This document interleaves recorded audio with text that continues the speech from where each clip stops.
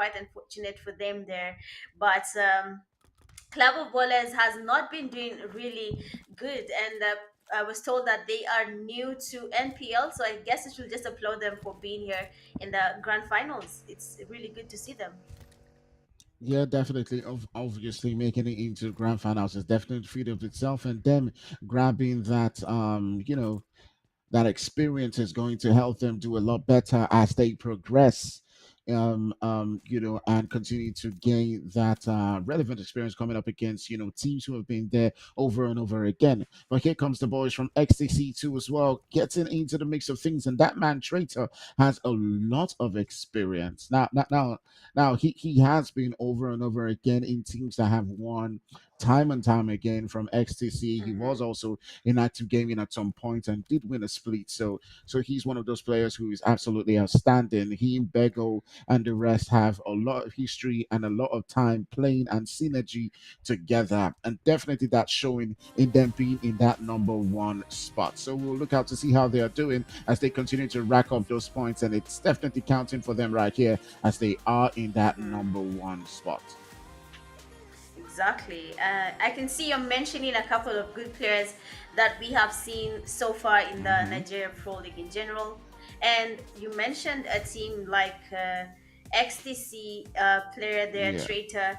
I wanted to ask you about that because you're saying you're from Active Gaming and your name is Actfire. Was absolutely. it like your clan or Yeah, yeah, what is yeah. It was happening? my clan. It was my clan. And the Ah, act means really? So you active. basically Yeah. nurtured these talents? Well, I would say nurtured. I wouldn't take all the glory, but I would say Mm-hmm. that I had a clan. I invited some guys who were talented, and they came into the team, and they performed really Mm-hmm. well. They won some competitions. They came second in a lot. Came second because of XTC. Okay, because of XTC. Mm-hmm. XTC Uh-huh. obviously being a very dominant team. And the clan, I would say, for now has just gone into resting. Probably will Mm-hmm. be back at some time.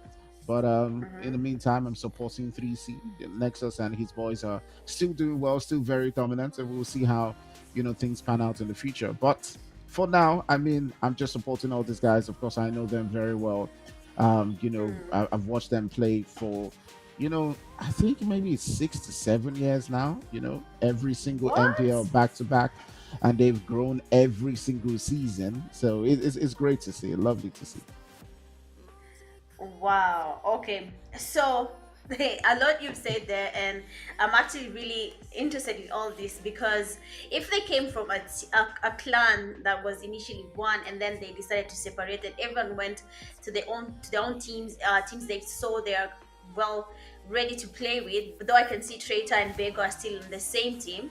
It's Hmm. Hmm. really an interesting thing to see. I don't know, I've really been a fan of 10-11 for quite some time when I came into the Nigeria scene, and I watched and everyone would say 10-11 because of Bego and Traitor and Crusader. Everyone was leaning towards that team, but something interesting happened yesterday and they were having a hard time catching up in terms of points even though they came position one. There's something I was told that they have a tendency of waiting to showcase how good they are at the end of the tournament. Do you think that's That something sounds that like can them. work? That Oh, sounds really? like Is it them. something That that is sounds like them. workable? Like something you can adapt and say, this is how you're going to be playing every single tournament and it works? Yeah, yeah. I mean, I'm not sure. I can't really say if it's something that they do on purpose.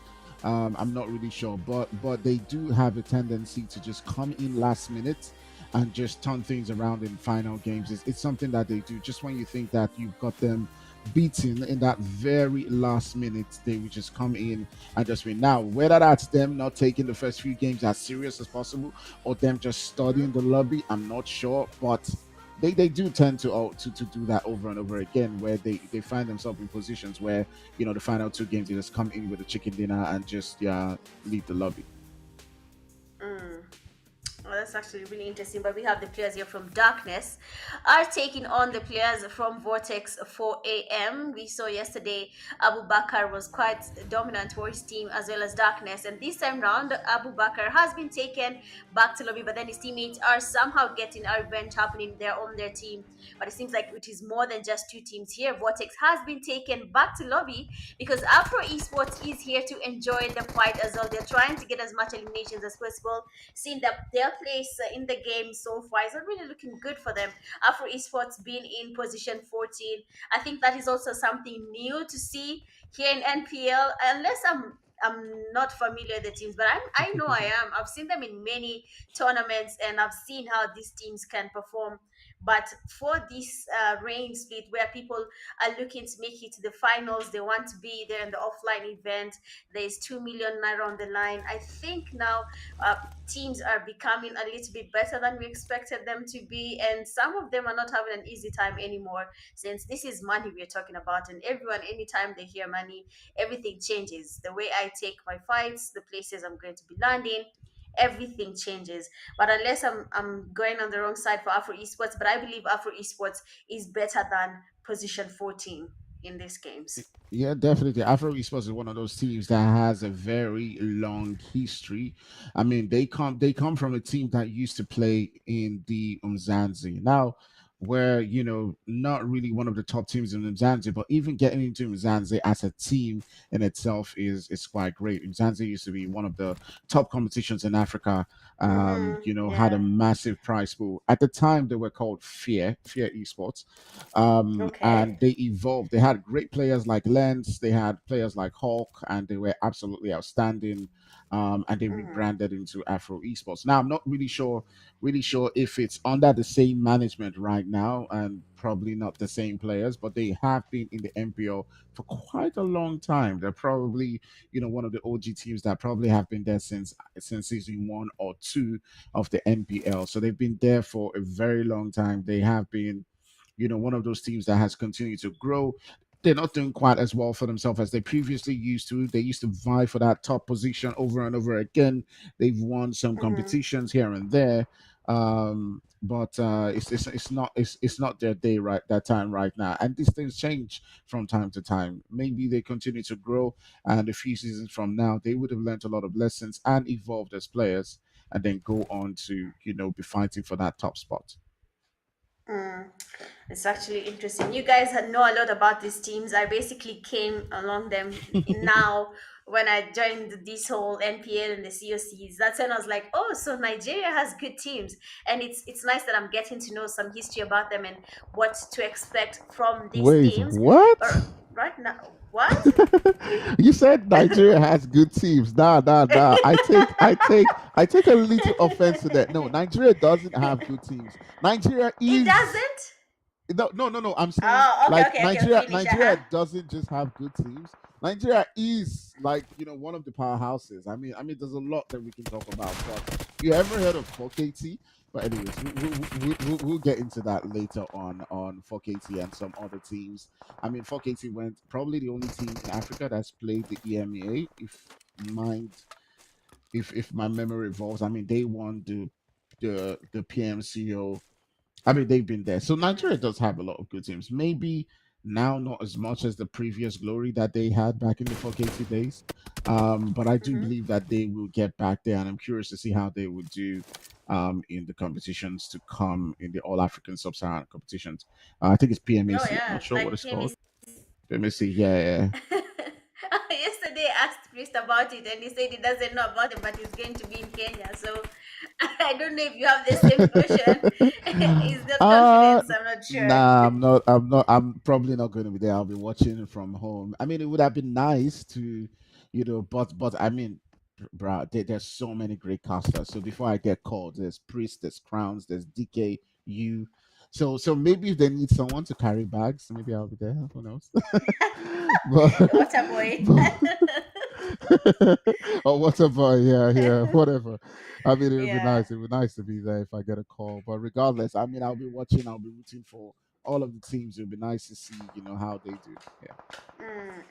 Yeah, that's something maybe you should be watching from the comfort of your home or somewhere coming to wipe the sweat on XTC or whichever team that's going to be making here in Kenya. But right now, XTC has a team right next to them there. Traitor and his teammates will be engaging in a fight. Now we're in the second phase of the zone, and basically the teams do not want to be in any engagement so far. No one wants to be taking on fights. Only three teams have been eliminated, and we have seen it because they landed next to the teams that have eliminated them. Otherwise, I do not think that the fights would have happened this early in the game. Even when you look at XTC at the moment, they are waiting for the teams to come towards them. They do not want to be the ones going towards the fight. They're going to be waiting for Team Luik there to make a mistake. And then now, once they get the knock, we might now be seeing the players from XTC getting closer to the teams that are basically close to them. But as of now, all the teams, even Luik themselves, are really playing it very, very safe. Three crowns, your team is also around here. I'm hoping they Hmm. do something and then I'll have to say, aha, your team is not good. No, no, no, I'm lying, I'm lying. I won't say that. I, But I, I but mean, it's we'll I, be I, seeing. yeah, absolutely. I mean, they came into the game with just a two-man squad, so I don't know what they can do so far with that. Obviously, there is another competition that's clashing. Speaking about clashing, guys, organizers, get your act right. Okay, anyways, I'll just leave it there. Yeah, but anyways, we still got a whole bunch of teams. We got 13 teams in the lobby, and Mm-hmm. my boys 3C are down to just two guys, so we'll see what that means if they can hold their numbers. But you can see that zone shifting all the way towards that center. It's got Paradise Resort still in the zone, and Art is looking like they're in a good spot. AOD2 as well is all the way from that southern spot of the zone. They're currently around Loic. So we'll see what that does mean for them. 3C, of course, coming in from the central western side. They do seem to like holding pretty much what is the edge and taking over several different teams as they rotate. But now we see a fight coming down between AOD and Loic as the both of them are going guns blazing. Mm. I'm not sure if these players want to really engage anymore. All I can see is people moving from every single side other than where the fights are supposed to be. So if someone here has a very bad device, and I mean that one device that once a player that has an iPhone is next to you, your device freezes.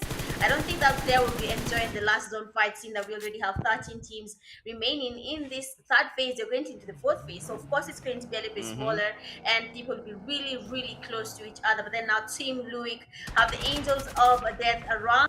There we have Scario. They are passing by the vehicle. They should be really careful. The Angels of Death are not a team you just go ahead and push it on. Maybe they do.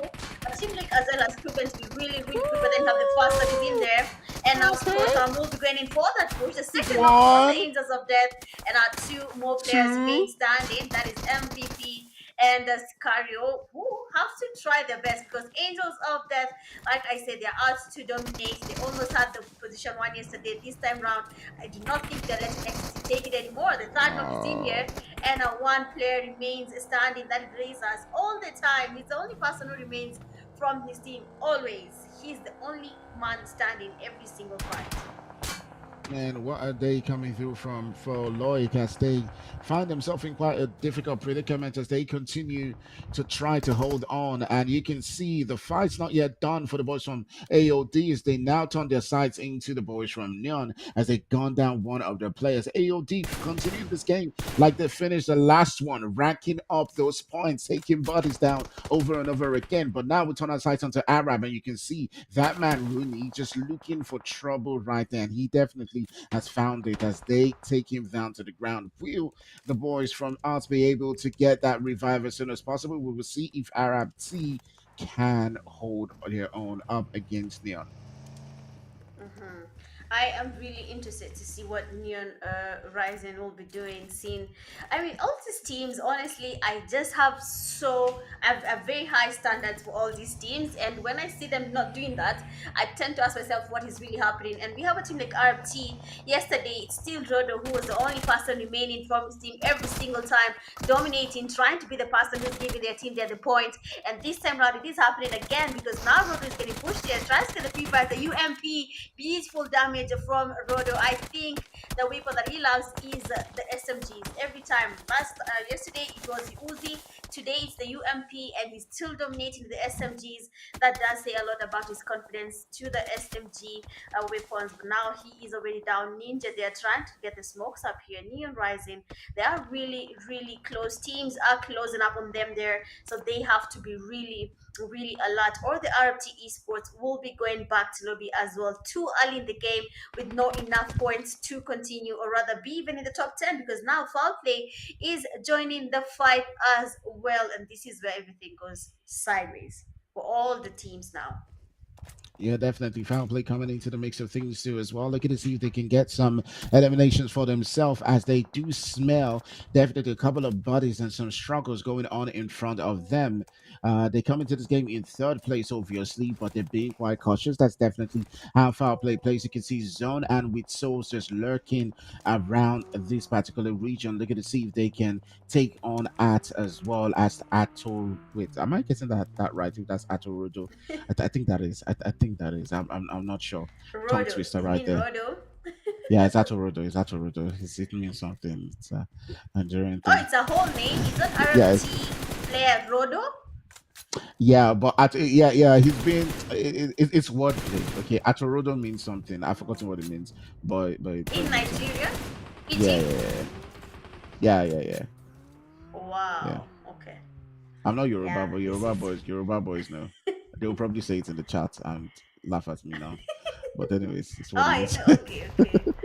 Okay, I didn't know that. I'm learning things today, but that's really good. So we can see Three Crowns Esports there. They have the players from Ash Esports right next to them. A couple of knocks on that side, and Nexus again. Three Crowns Esports player, very good player.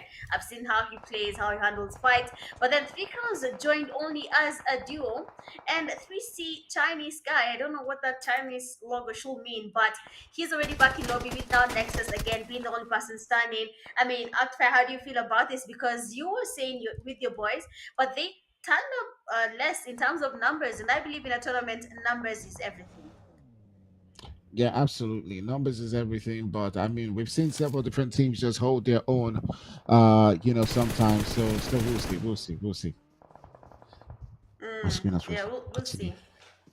We'll see how they go about it. But we have RFT Esports player Ninja there. Does get the elimination on Darkness. Last player standing from Dark Knights. I don't think Ninja is aware of that now. The zone is not his friend, and we have a knock there for Ninja. We just Rodo being the only person standing from his team right now. Rodo should probably look towards going to the season, but that is not going to be possible because foul play player that is playing with souls is basically on the right side. They're waiting for him to make a mistake as he tries to make it to the safe zone. If he spots him, then it's going to be it for Rodo. But then, luckily for him, with Play with Souls, he's quite distracted, trying to get some knocks down. Hash Esports.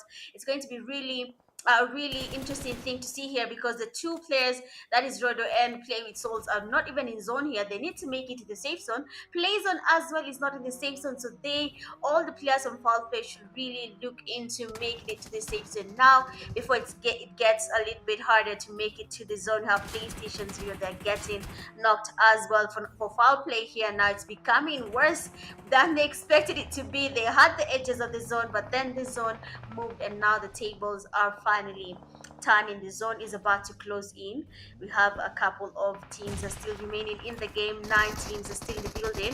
XTC there has the players from Dream Team. Nades come from every single side. Traitor going in for that push, misses the DPS shots, and the player is down. Quite unfortunate there for the XTC player. Traitor, he's quite low, might be going back to lobby, but luckily for him, Crusader trying to smoke up the pace here. He's not even really focusing on him. They're beautiful knock from the Okay. Crusader. I mean, this is exactly what XTC is good at. I mean, this is the XTC I was talking about, Oh Akbar. This is man. exactly Oh man. Oh man. What a time. What a time. Quite.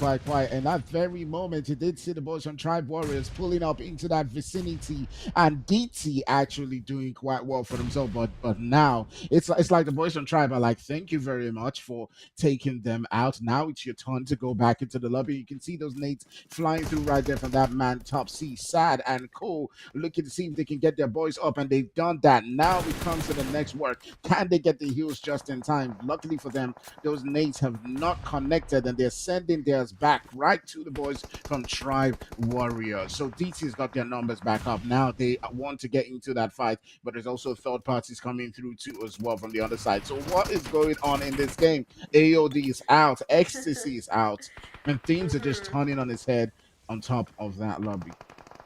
Exactly. A lot of teams are not having an easy time. I think it's because everyone waited for the last zone to engage in fights.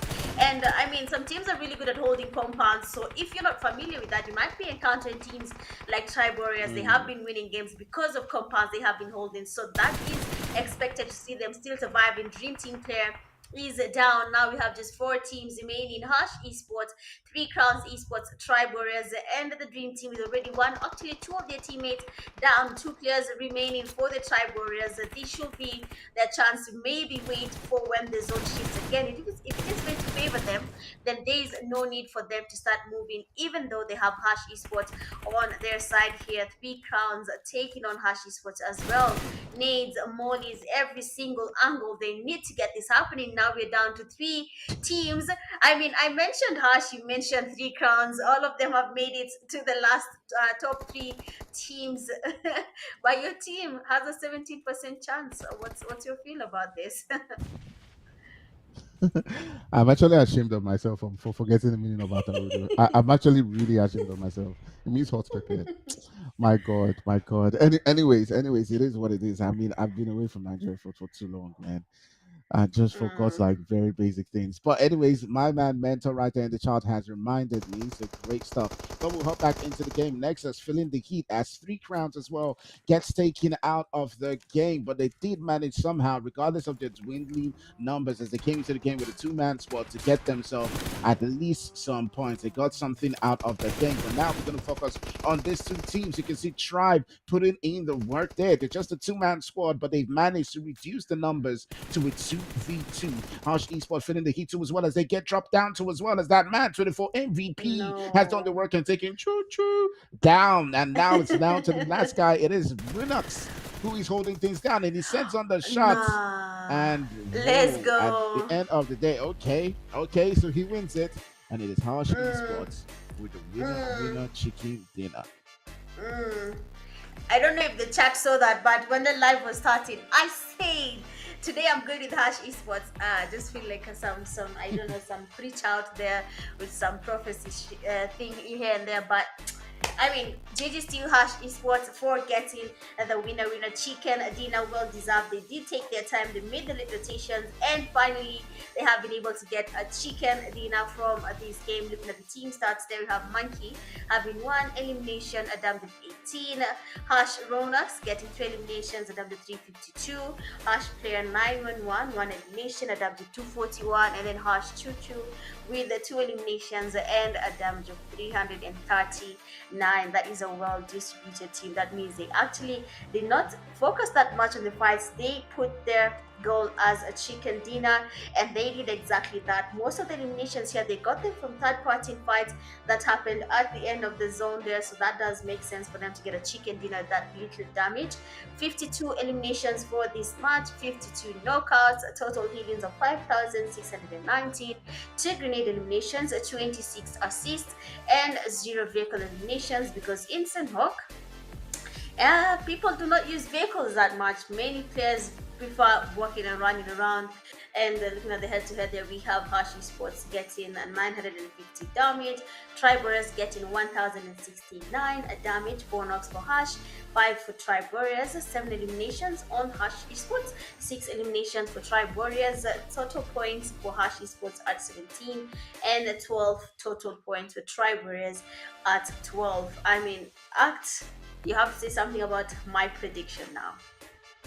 I mean, great stuff. I did not see the boys from Harsh getting that win. They probably weren't on top of my prediction spot. I would have picked a whole bunch of teams, of course, 3C, as well as the boys from AOD. But I'm getting the boys out of the game with, I think, the turning, the moment that turned the tide was when the boys from Tribe just came in, and DT took out XTC in that moment. I think things just changed and just turned on his head. They were absolutely outstanding. But going into the final win, I did think that Tribe was going to be able to pull it off up against harsh, but at the end of the day, what will be, and Hash got that win. But look at that man. Onwuka Mm-hmm. getting 4 eliminations to his name, being absolutely outstanding throughout the game. And it does seem like the way these teams have come into today's game, they're holding back. They want to be aggressive. They want their names to count in this game. Mm, exactly. They are really trying the best. They're the top players as Ragnar player, Naruka, that was expected. He was the MVP. Then you have Tribal MVP as well there. So he might just be still on the top list for the top players in these matches. We have in third place, we have AOD player Azrael with 4 as well, Rodo with 3, and then Crusader with 3 eliminations as well. So I'm really interested to see how this does unfold for these teams. Are we going to be seeing anything different? Are we going to be seeing the same players coming in and then dominating just like they did yesterday? And for the match rankings for the first game of the night, we have Hashi Sports getting 17 points in total. Tribe Warriors coming in second with just 12 points in total. Third, Ragnar with 9. A Dream Team tying with 3 Crowns Esports and the Angels of Death having 7 total points. Dark Knights coming in 7 and 6 points. XTC at 8 with 5 as well. And looking at the overall top players now, okay, MVP finally does move PlayStation from that position 1 place, getting 19 eliminations, and PlayStation getting the second in 15, still tied with the Mario 15. Danger there getting fourth with 13, and then Darkness coming fifth with 11 eliminations to his name as well. I mean, for MVP, I'm sure he's quite proud of his name still showing, even though their team didn't really win. But I believe he's proud of his performance so far, and he's comfortable seeing that he's doing a good job, even though that he can just miss them by a very, very small margin with how they were playing in that first game of the night. Yeah, definitely. You can see now it's beginning to shake up on that leaderboard. It no longer has that gap that it had before. Foul play and the boys from Tribe definitely now edging closer. And if they do have quite another good performance, they could maybe even take over the number 1 spot. You can see the gap between number 1 all the way down to number 4 is just 9 points now. So definitely doable if XTC and AOD go out in the next game. What a time for all of these teams. As you can see, it is looking quite good, but all the way on that bottom half, it's another story entirely for the boys from COB, who've just been able, out of 7 games, to take on, well, actually out of 6 games, to take on only 9 points. It's certainly not going their way, but they would hope to see if they can turn things around. One game could even see them go all the way into 9th position. Mm. Well, that's actually really interesting to see. We can still see XTC dominating, so that's something. But we'll be waiting to see how that plays out for the next game. But as of now, we'll be taking a quick break, and then we'll be seeing you guys right back after this very short break. So do not go anywhere. Just like, share, and sub.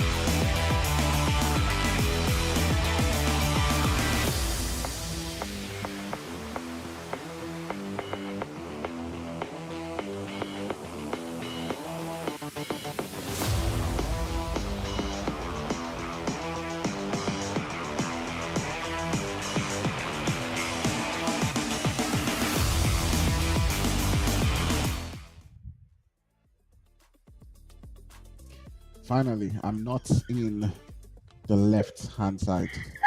Finally, he did it. Okay, okay. Ah, this is too Great stuff much. right here, guys. Fine. First of all, at least he has moved me now. Okay. But then again, we're going into the second game of the night. We'll be moving into Erangel. Mitch, how have you thought about the game so far? I'm actually happy about Hash Esports. I'm feeling like today I have good mojo. I don't know if I should continue mentioning teams, but let me not do that. I might say another team and now they go back to lobby like yesterday. But I feel really good about tonight's games. Game one was amazing to watch. So probably game two will be the same. So let's wait and see how that goes.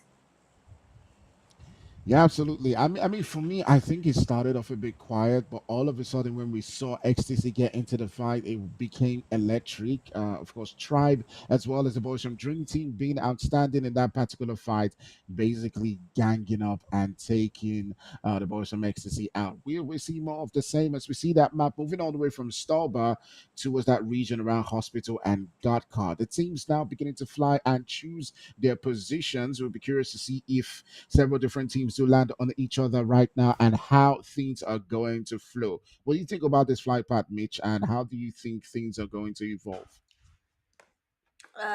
It actually looks quite interesting.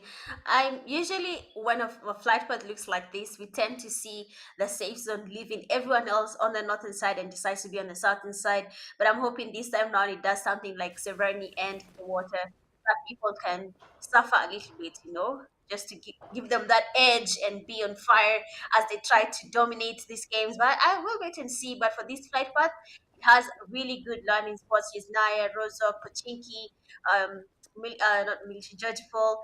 These are the places people can get really good loot and try survive the game. Only that it seems that since people are not really sure about how they're going to be playing tonight, now that you've told me it's clashing, I don't think most of the teams here have even all their players in the game. So it's kind of a Yeah. shaky feeling for me actually right now for these games. Yeah, yeah. I'm not really a big fan of multiple competitions within the same region going on at the same time. I think compromises need to be made in situations like this. But I mean, there's so much that goes into planning and preparing a day. But there are many days, there are many days, and there are also other times, so it doesn't Hmm. have to clash. But anyways, it is what it is. I'm not.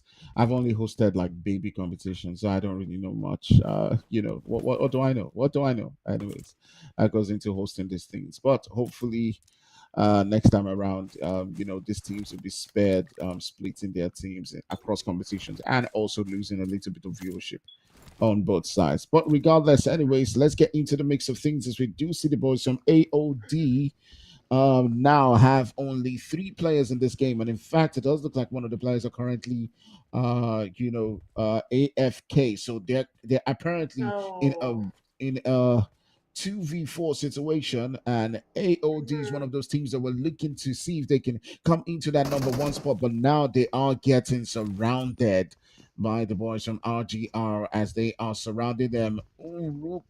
Unoruka is one of those players who has been outstanding. We saw him go guns blazing in the previous game, but the Nate is moving on to that region, and will he be able to do the work?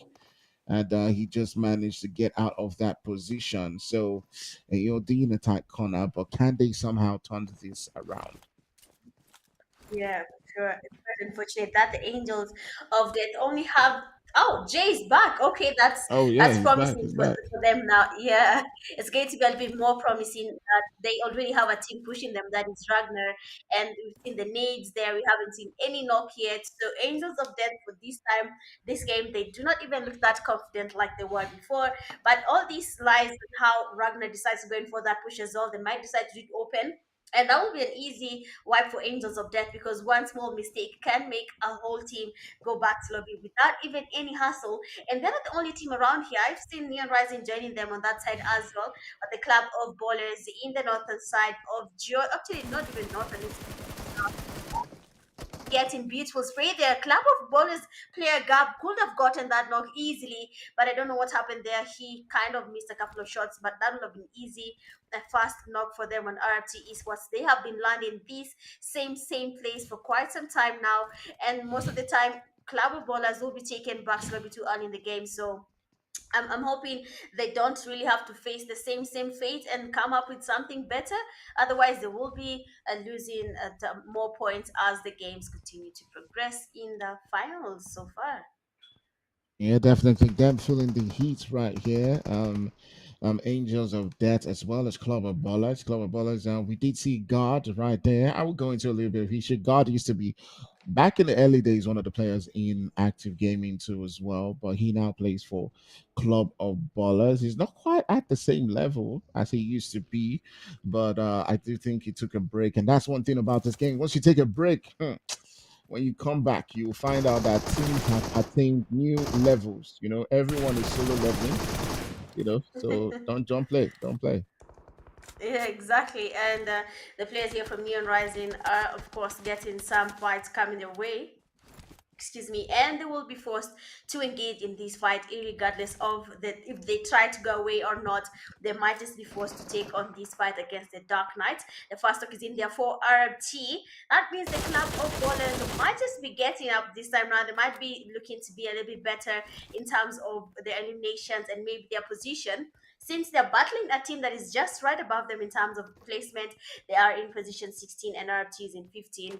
Anything could change there, but I'm really worried about the two teams there. They tend to learn together, they get into early fights, and that's why they're going back to little bit too early. For example, right now the RFT players already, one of their teammates is down. That means Club of Ballers could be the team that does actually win this fight this time round, with one of the teammates of RFT being eliminated. For now, Club of Ballers, I think they feel a little bit confident seeing that they can now get the numbers when it comes to elimination points for this second game. But Yeah, honestly, definitely. a Hmm. question on this thing that teams tend to learn together. If I notice a team is always learning with me, isn't it wise for me to go away? I'm a coward. What is the thought there? No, we are Spartans. Awoof, awoof, awoof. We fight till the end, till the very end. We don't give up. uh, But yeah, I feel like it's a thing of pride. Sometimes teams do decide to move away and go into their own, space and find another spot. Sometimes they just decide, hey, you know what? I know this team is going to land with me, and if I win the fight, that does mean I do get four eliminations. It's probably not my favorite strategy. I would rather just be like, you know what? Yeah, you take it. But then again, that's why I'm not playing the game, and they are, because and I'm a bot and they are not. So yeah, but for me, yeah, I will concede. I'll just go away and be like, yeah, you chill, you chill. But mm. yeah, it's what it is. Different teams, different strats, and some people will just fight to the end. Exactly, but if I think for myself, I know I will tell my team, Do not go to that place again, because we need the points. At the end of the day, there is a final to go to, and there is a 2 million naira to be won. I mean, there's a lot on the line that factors in. Why am I landing here anymore? Why am I even staying here trying to engage in this fight when I know there's something on the line to be won for me and my teammates? But that is all dependent on the ideals. Maybe they have different ways of thinking, and maybe they're practicing using this and focusing on maybe next year when the games come back again. But as of now, we have the players from Team Luik making their stations towards Georgetown as well. So basically, three teams are in Georgetown. George, what? Did I say Georgetown? Did I sound like Yeah, a Georgia Kenyan? for. No, No, I no, no, sounded it's like a okay. Kenyan. Aha, okay. You don't even know how Kenyans sound, thank God. If a Kenyan had that, they would have Well, had I the mean, I mean, accent. I kind of do. I kind of do.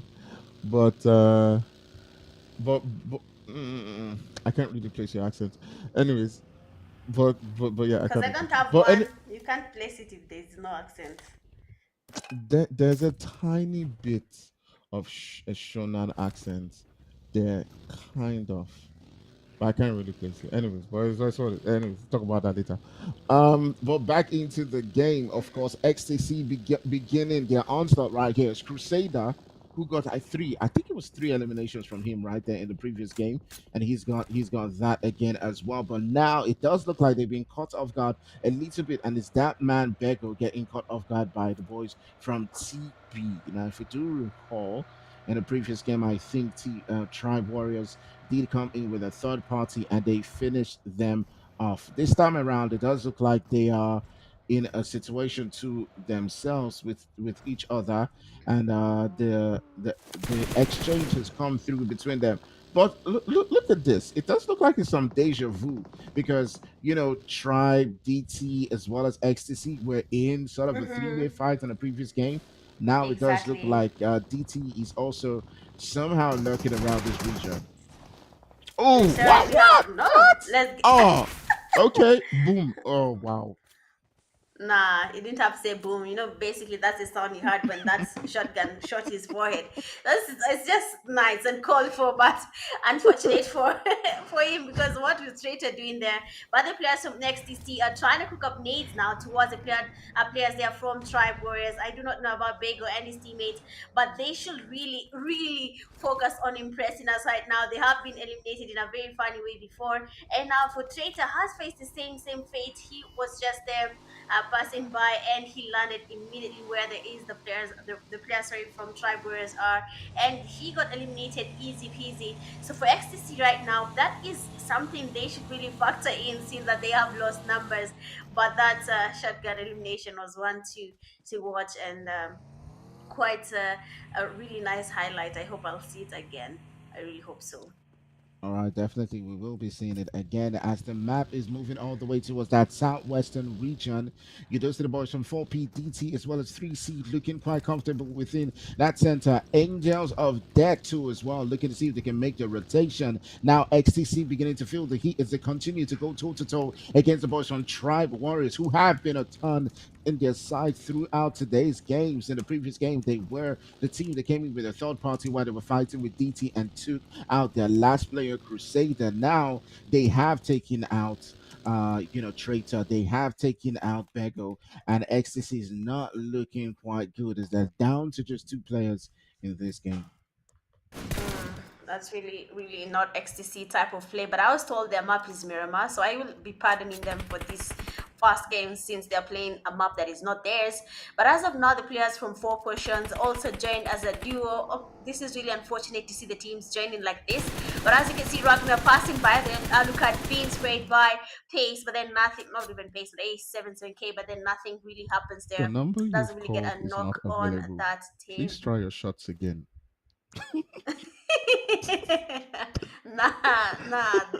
The guy is chilling and you want to make him feel bad for trying? I Nah. mean, I just thought I'd say that. Anyways, four portions, just making sure that they take on the shots. But maybe this isn't just quite working for Ace as he, wasn't able to connect those shots while those rotations were coming through, and Alucard being able to escape from that position. But things are now beginning to turn on its head in this game as the guys all the way up on the top are feeling the heat of this strong lobby. It's not quite easy for them to assert their dominance as XTC, you can see all the way up on that leaderboard has lost two of their players while trying to get into the fight. Going up against TB definitely was able to hold their own, and they did not lose any player. Would you look at that? They did get two of those eliminations against XTC as well as keep their numbers. Definitely holding their own and saying, we're not going to get bullied. We're definitely going to hold our own and maybe even come for that your number one spot. Exactly. For tribe warriors, they are really not having a. They're having yes, but it's really not doing that thing. They're getting knocks and then they're not getting the task. They're feeling like it's not doing it.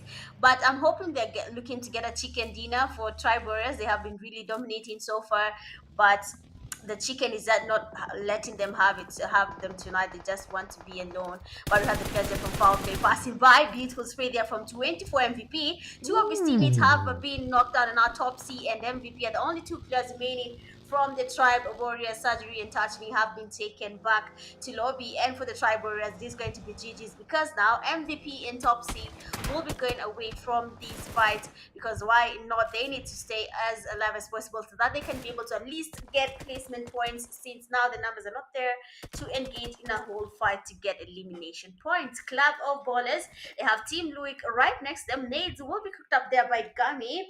But they are Yagami, sorry. But are they going to be getting any Kobe's on the COB player that is Progs? Quite close to them. COB has the three players. They're not really helping each other now, since one of them is quite far from the other. That uh, Fire will not be doing it for now, seeing how far they are. But then Progs is really waiting patiently. If I were him, I will go towards the fence so that my teammates can see when they try to get the push happening on me. But as of now, he will be waiting for that one loophole to be away from this fight. Team Louis player is also above the roof, the user waiting for him. Then we can see him sporting beautiful spray from Progs. Woo! Fast break Okay. is down the team Louis side. That is COBX right next to him as well. His user should be getting the thrust. Now the players from Team Louis are trying to go in for that push. Clapping ballers there. Okay. Progs they Now, up come in on. there. That's with the third knock. And now Oh! one player remains Woo! standing. Question is who is gonna be getting the wipe here? Okay. Heal Prox up. is Heal quite up. far from Heal his up. teammates. Heal up. Remember, okay, Yagami was able to give him the cover, was able to get the second knock there, but now only one player remains standing for the team. Luik, and that's going for that push. Beautiful Come knock on Prox on. here. He will Support be looking to going to him. get the thrust there, but then Come his teammates are just on. passing by and razors. That's make sure that knock is confirmed. Two players now stay remaining from Club of Ballers going in for that push. Razors waiting for God and X to get closer. Nada's going at a Kobe, and just like that, the Club of Ballers finally they can leave the position 16 a slot to another team because that was amazing. Yeah, amazing stuff and nice stuff from Prox. Unfortunately, he got taken out. His health was a bit too low. I feel like his team should have given him some more support, but he didn't just have the angles and they couldn't provide what was necessary right there. But now we turn our sides onto the boys from Vortex, and we're going up against Neon. A good nade in this position might just take Wizard down, and he's still trying to see if he can get that revive. But our nade bounces next to him and does a little bit of damage. Now he's getting that revive, and it also does take out his teammates. The question is, will he be able to get quite in a good position? You can see the boys from Vertex, they want this. Neon is in quite some danger of getting sent back into the lobby, but Vertex is backing out, does give him a chance to get out of this sticky situation.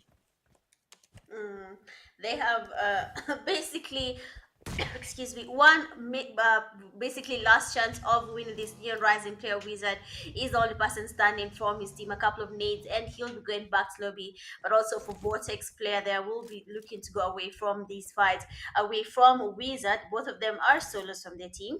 One small mistake and their team is taken back to lobby, so every single nade must count right now. Actually about to be a Kobe, doesn't really connect or get any damage on him there. Tries to pick up another nade. Wizard really tried his best there. The molly from Nicole does get to land on the rock where we have Wizard trying to use his cover, but he really needs to get closer there. He needs to get the nades connecting.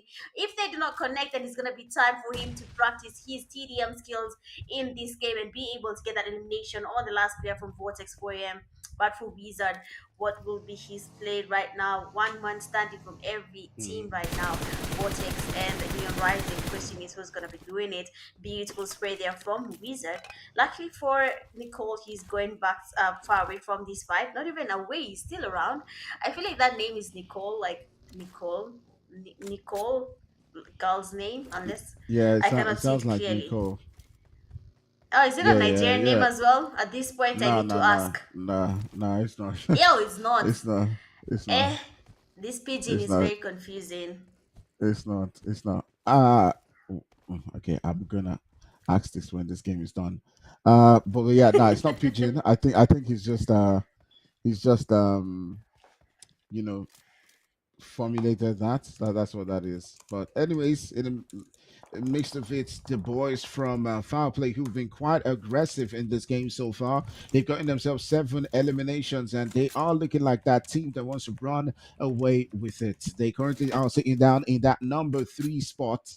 And COB also in that mix. The last player comes up against 3C Chinese. Now 3C also as well, who is that team that's playing. Basically, they're playing in 2 tournaments at the same time.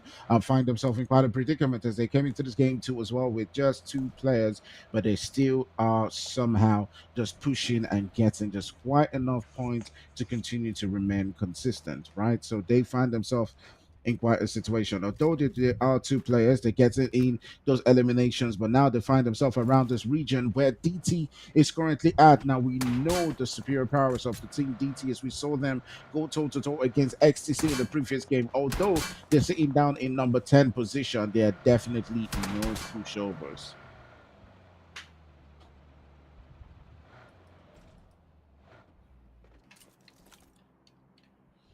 Yeah, sure, sure. We can hear you. Mm-hmm. All right. So sorry about that. I actually went off for like a second or so, but Okay. so far has one person standing. That is a Choo Choo.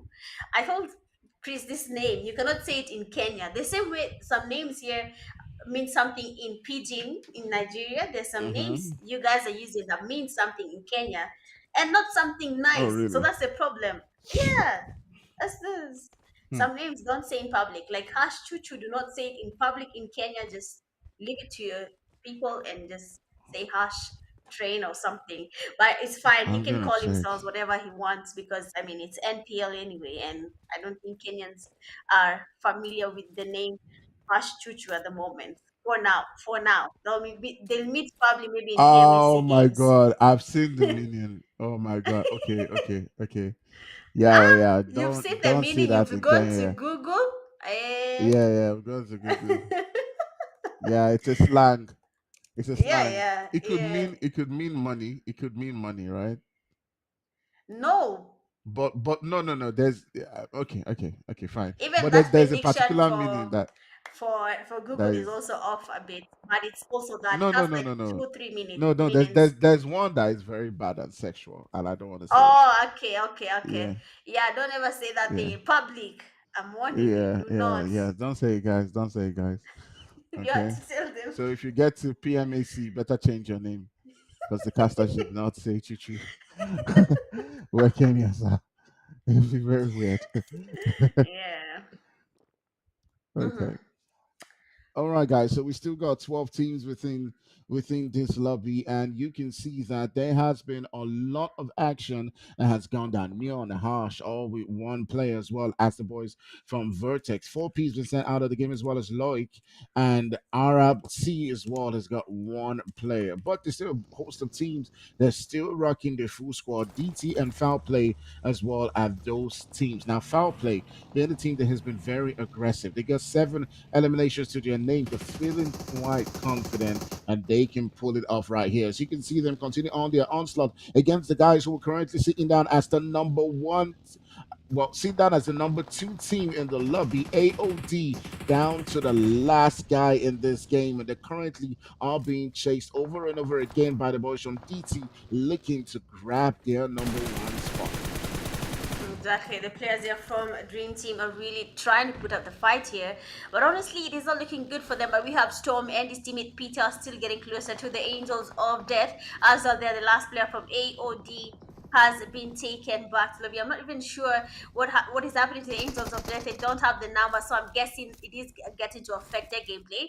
Three Crowns player, their Nexus again in the fast knock on Storm, and we can see Peter trying to go in for that push. Beautiful knock there Ooh. by Peter. Beautiful Storm gameplay, and now he has to get the revive and continue with the same momentum. Otherwise, they will be losing their team's points to the Three Crowns East. But the nade actually connects. Perfect Yo! Kobe, and our Dream Team player side passing by. We can see Three Crowns Chinese guy getting the damage, going in for the push of the DBS, and just like that, one man Yo! wipes out a whole team by himself. Three Crowns Esports player, Chinese man, does get to wipe out Dream Team all by himself.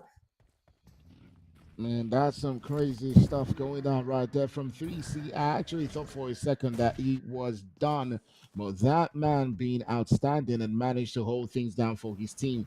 Now, here comes Alucard trying to see if he can go up against the boys from Neon. Neon Visa, the last one for his team, is in a 1v2 situation. You can see Alucard trying to make sure he reduces the visibility and maybe just buy enough time for the support for him to take out Wizard. Actually, his teammate is down, so he's in a 1v1 situation up against Wizard. Wizard is searching for that chance to see if he can take down that man Alucard, and it's not quite easy. The Let's third go. party shots coming through as well, but Easy. Alucard focusing on popping them smokes and them nades, and that buys Wizard some time to take him down.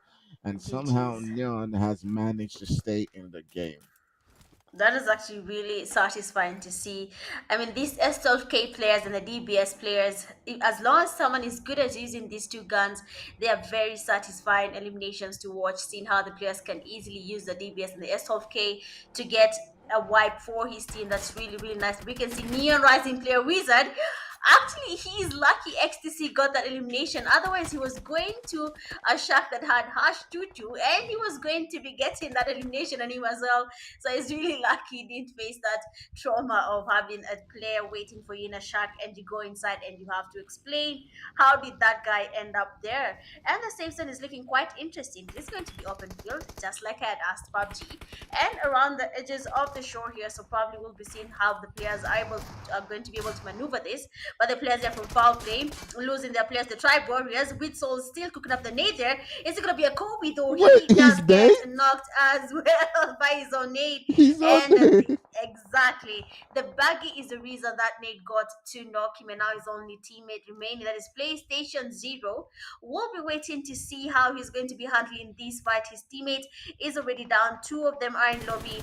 Him being the only person standing finally exposes his location to the Tribe Warriors, and now things will be a little bit different for the players there from Foul Play. We can see a team third party, and Afro Esports ruins the Tribe Warriors' chance of getting a chicken dinner. My God, what a game that we've seen so far. So much aggression coming through from all of these teams. And look at those top guys. It's AOD, TB, Neon, 3C, all have been taken out of the game, even Harsh. So if Harsh goes out, all of the teams from number 3 right down to number 2 will be sent back into the lobby. Even the number 1 spot in XTC, who somehow still managed to stay alive within this game, are currently just 2 players in the game. But we're down to 3 teams, and somehow when it was looking very bleak for the boys from XTC, they can manage. But look at the boys from Afro Esports making sure that they keep them out of the game. It is this 3 teams who's going to win this one. The boys from Afro have got to find a way to make sure that they hold quite a good position, but the zone keeps draining them, and they do manage somehow to stay Let's and win go. this one. It is the winner chicken dinner going to Afro Esports.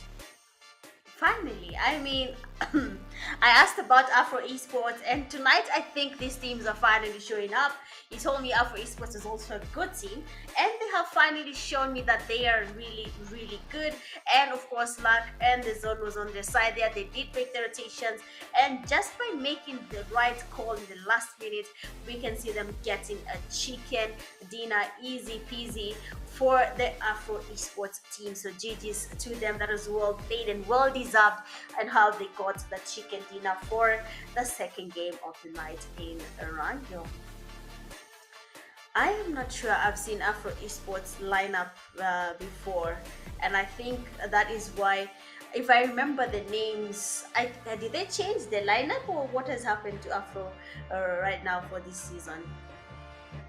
I mean, they still got a bunch of players that have been, that were there from the start. Like Neo has been a player that has been there for a while, but the other names are, a bit different from what I normally see. But regardless, I mean, they're doing well. They've gotten themselves a whole bunch of eliminations. I do believe in matters right quickly. It's 9 eliminations to the team. But we'll look at this one. The Nates were flying over and over again with 5 Nates in this particular game getting eliminations, as well as 54 total eliminations, 34 assists, and no vehicle eliminations, regardless of how teams were just rotating around the vehicles.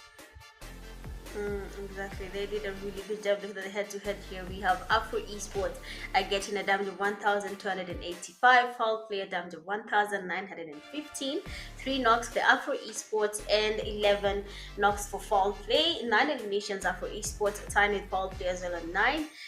Total points for the Afro Esports team at 19, and Foul Play having 15 total points from this game. A survival time of 24 minutes and 31 seconds for Afro Esports, and a survival time of 24 minutes and 28 seconds for the Foul Play team. That is a well-deserved chicken dinner. Looking at the damages for both teams, they actually went all out. And the MVP for the second game of the night is none other than Tribe Warrior player Topsy, getting 5 eliminations, a damage of 651, 0 assists, a survival time of 23 minutes and 30 seconds, 4 knocks, and a healing time of healing of 251. That is well played for Tribe Warrior player Top C.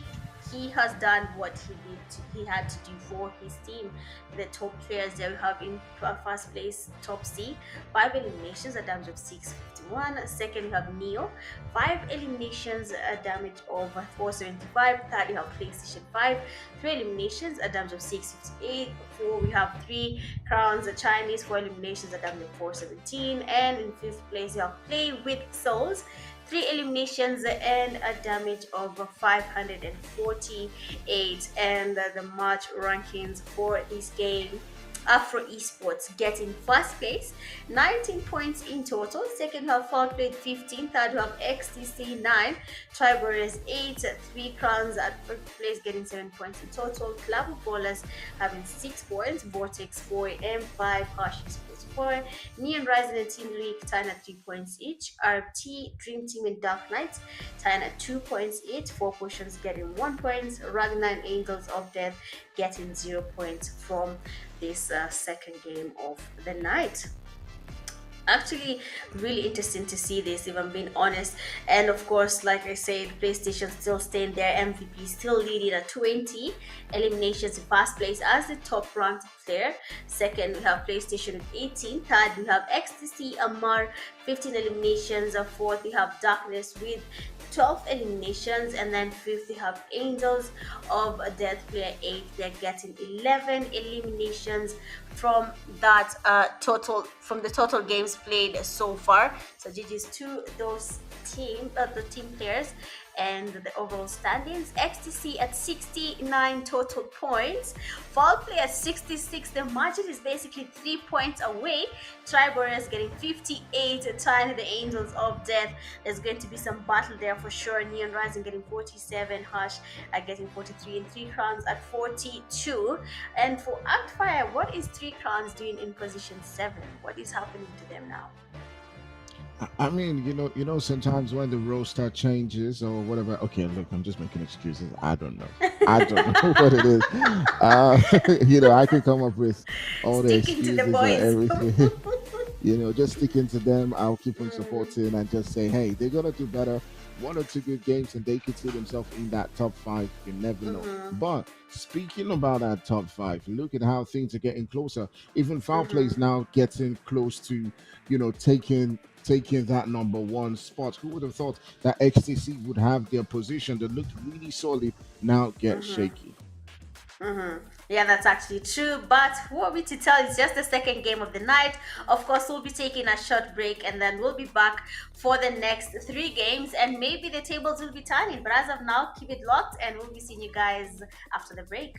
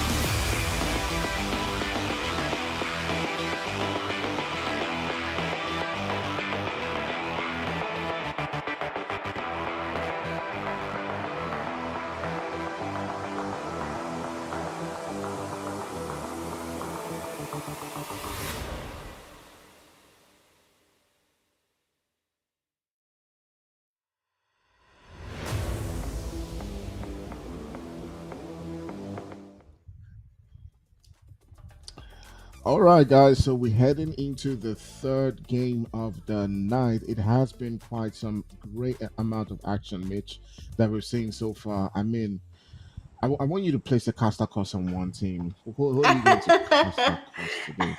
I mean, you got a good prediction in the first one against Harsh Esports. I Hmm. mean, you can try again. I'm going to be going for XTC. It's not their map, probably because they prefer mirror map, but for this game, I'm going to be going for XTC. Mm, interesting stuff. Interesting stuff. Okay, I mean, it's very rare to see if someone can cast across XTC, but we will see if that actually does happen this time around and see if you can actually cast across them. So she goes for ecstasy. We'll see what that does mean for them. If they do go out early, you know whose fault it is. You're blaming Mitch. Okay, but ecstasy does look like they are No. landing alone. They are just not too far away from Rosehawk. I do think that they might rotate towards that region, but just look at the way all the way in that western, not western side. There's a lot of space for those teams, but we might see some action from RGR as they find themselves in military base. They might be with another team too as well, so we might see something going down there pretty soon. And please, producers, please show us RGR, thank you. As we are seeing a fight going down between them and Neon. They've already had one player who's been gone down. Will they be able to get the revive to come through as Unoruka and Cole will be trying to see if they can hold things out for their teammates to get that revive. Exactly, and it seems like this time round, we're seeing different players, rather different teams are taking on early fights. I didn't even expect Ragnar to be amongst the teams that will be going on the early game fights. basically playing on the aggressive side. But we've seen if this is really something they wanted to be doing right now. Already, they have no way of surviving if they are not going to be thinking through their push here. Because one player that is Noruka is closer to them. Beautiful DPS damage. It does get the fast up there Woo! on Neon Baby, taking him all the way back to lobby. He is quite low though, and the players from Neon Rising need to be really careful because the teammates are really giving him the cover. But then Noruka does expose himself there and does Oh, get knocked come there, trying to get the on. dust. But then Alucard and his teammate will be looking into getting closer to maybe help their teammate Noruka right now. The best thing could be maintaining the same cover fires they had initially when the fast knock happened. But then for this time round, that's not going to be possible. The teammate Noruka is still down. And for Neon Rising, they are down at least one player, that is Baby. I believe they're star player, but of course, Beekeeper Wizard have been showing really good plays as well as that guy. So that's something I cannot really say that they have gone for, into a loss. They might actually do better. We never know. Yeah, absolutely. We'll see what that means in this particular game. As Onoruke is currently still knocked down, and you can see that Phronesis is trying as much as possible as he can to see if he can continue to keep them at bay. Maybe that does buy them time, but Wizard is having none of that as it sends him back into the lobby. And RGR has now got to hold things down in this game with three players so far. And Phronesis and Co have a lot of work to do if they're going to defend this position. Exactly. Seeing that the players from Neon Rising as well are not looking to leave this building, they are ready to take on that fight, regardless of the situation. All they need is to make sure they get at least a couple of knocks towards the players from Ragnar. Then now they can play on the aggressive side and going for that push and get the eliminations that they're looking for. And now that you got surprised that I'm giving XTC the casters cast, but Hmm. I'm actually very proud because no prediction so far has gone down the drain. So they should be happy. Okay. I mentioned them that Okay. they're going to be winning this game, hopefully. Okay, okay. I mean, we'll see how it goes. We'll see. We'll see. We'll see what that means at the end of the day. At least they haven't gotten taken down. They still got a full squad. So we'll see what that does mean for them. And they probably did not land with anyone as they have no eliminations to their name as well as none of the players currently being taken down. But regardless, we'll turn our sights onto Neon Riser as well as Alucard and his boys from Ragnar as they're feeling the brunt of those nades flying into their position from Neon Rising, who's currently not hasn't had the best of games today, but they're currently sitting down in that number five spot.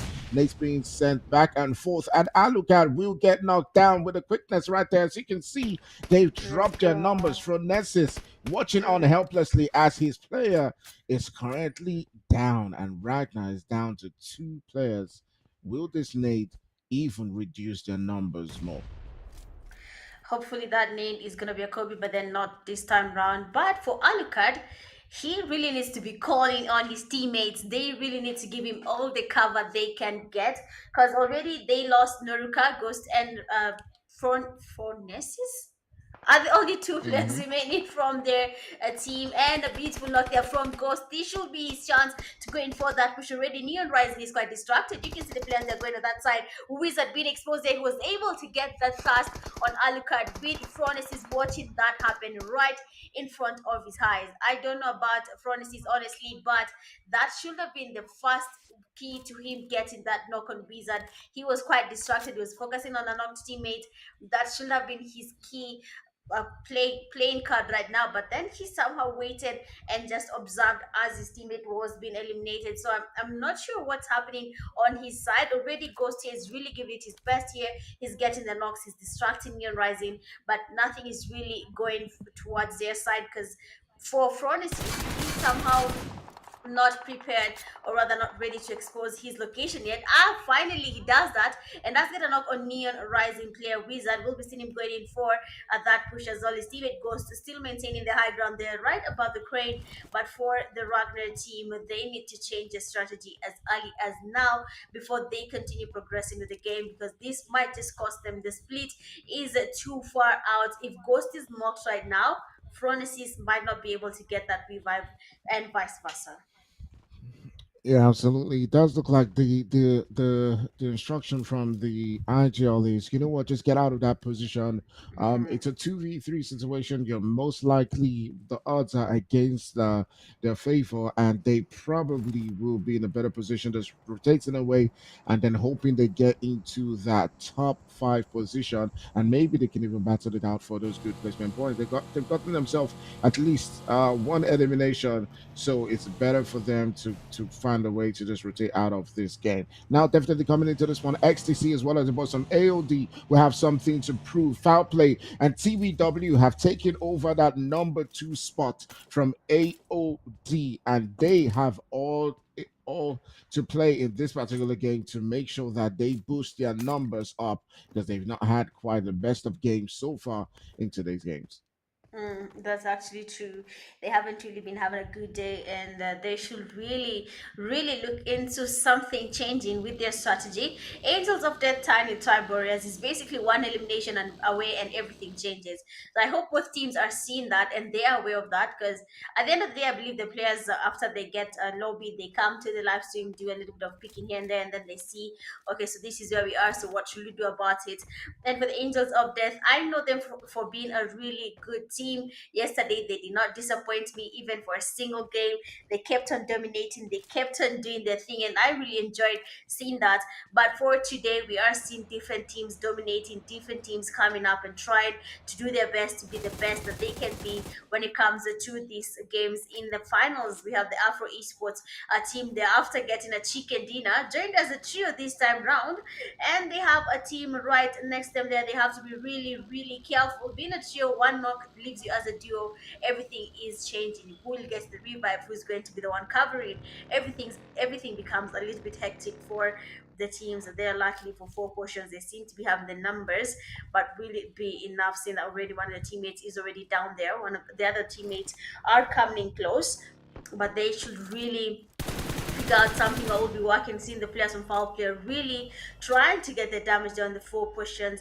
PlayStation making the rotations there. He has to be careful though, the damage is quite good here. Play with Soul is really, really low there, as well as his teammate PlayStation, and we can see them really going in for that fight. Four positions and nothing else tonight.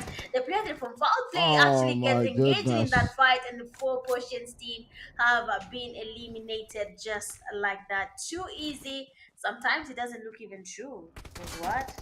My goodness. Absolutely amazing stuff right there from With Souls and PlayStation Zero. But now we turn our sights onto another team that has been quite aggressive in today's games. It is Tribe. Now, these guys are going for it. By the way, Foul Play is now number one above XTC. By the way, guys, who would have thought that you would see that Nah. happen at the beginning of Nah. the NPL? Who would have predicted that? Foul Play not being one of the teams that was quite the aggressive team and the favorites, but now find himself in that position. Just being there is quite some amazing feat, and I would love to see them do a lot better as they progress. But now here comes Afro Esports. Is throwing in those nades, looking to see if he can get one of the players who's trying to come into that building. Tribe as well. Have one of the players currently knocked down. They're trying to hold it down. His health is low, but you can see my man right there is looking to throw in that nade and turn things around, and it lands right in front of that building, and he's trying to see if he can take him down. He goes left, he Let's goes right, keeps on nah. searching, but woo, Nah. Tribe. Tribers is everywhere. I mean, they have people everywhere. You try to go outside, this one is watching. You go inside, that one is watching. Oh nah, I hate such fights. There's nothing you can do. You jump outside the window, you go back into the building. Everything you do is costing your HP. Every single thing you try to do. But then Beats will cover there from MVP while the team there was engaged in a fight. That is what we call cover fire. Having your teammates back is everything in every competitive scene. You need to have their back. Beautiful spray there from the Vortex player Nicole getting some damage. But for the Vortex team 4M, they have to get into the compound, or rather engage in that fight before we see teams coming from the Wait, back there and getting what? something happening on them What? there. You have to commend MVP. I mean, he's the player with the most eliminations so far. He's the top MVP player so far for the 7 games. So Fire, why are you surprised? He has the title. Nah, nah, nah. That shot was just crazy. That shot was amazing. amazing stuff. And you can see definitely the skill right there that he had. But now he's put himself in quite a risky position as he's going right to the hill all alone. If they do decide to gang up against him, it could prove to be quite a difficult one. But you can see Serge trying to see if he can pop on those nades into that position and knock them down. A lot of these teams who came from that survival position, you can see Pharaoh gets gone down, and he's reduced the number right here for the boys from Vortex.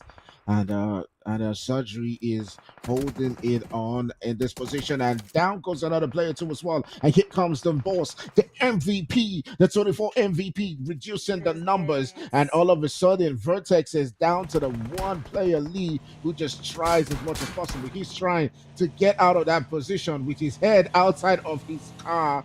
And wow, amazing stuff. This glitch, they've not removed this glitch from PUBG. These developers. I think that's the longest serving glitch in PUBG Mobile at this point. Yeah.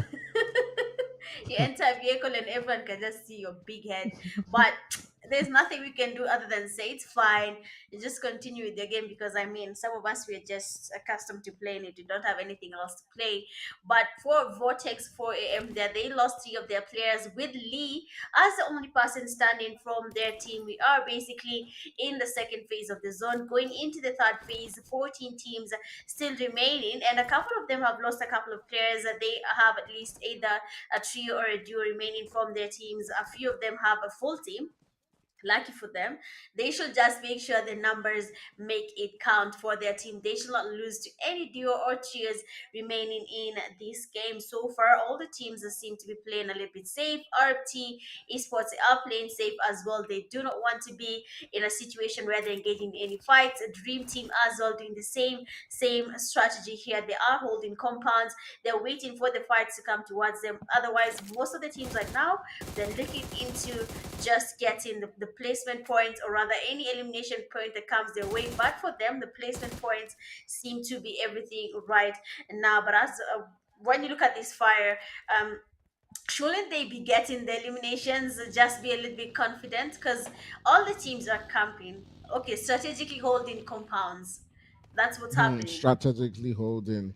I love that. I love that statement. It means camping, by the way. That's what someone says when they politely want to say that you're camping. They say they are strategically holding positions. That office speak for camping. Regardless, it's an amazing game so far to get into this position. Whatever you decide to do, whatever helps you win, do it. Okay. The winners, if you win by strategically holding positions, then you're the boss. You're the boss. As long as it works out for you, it's fine. It's fine.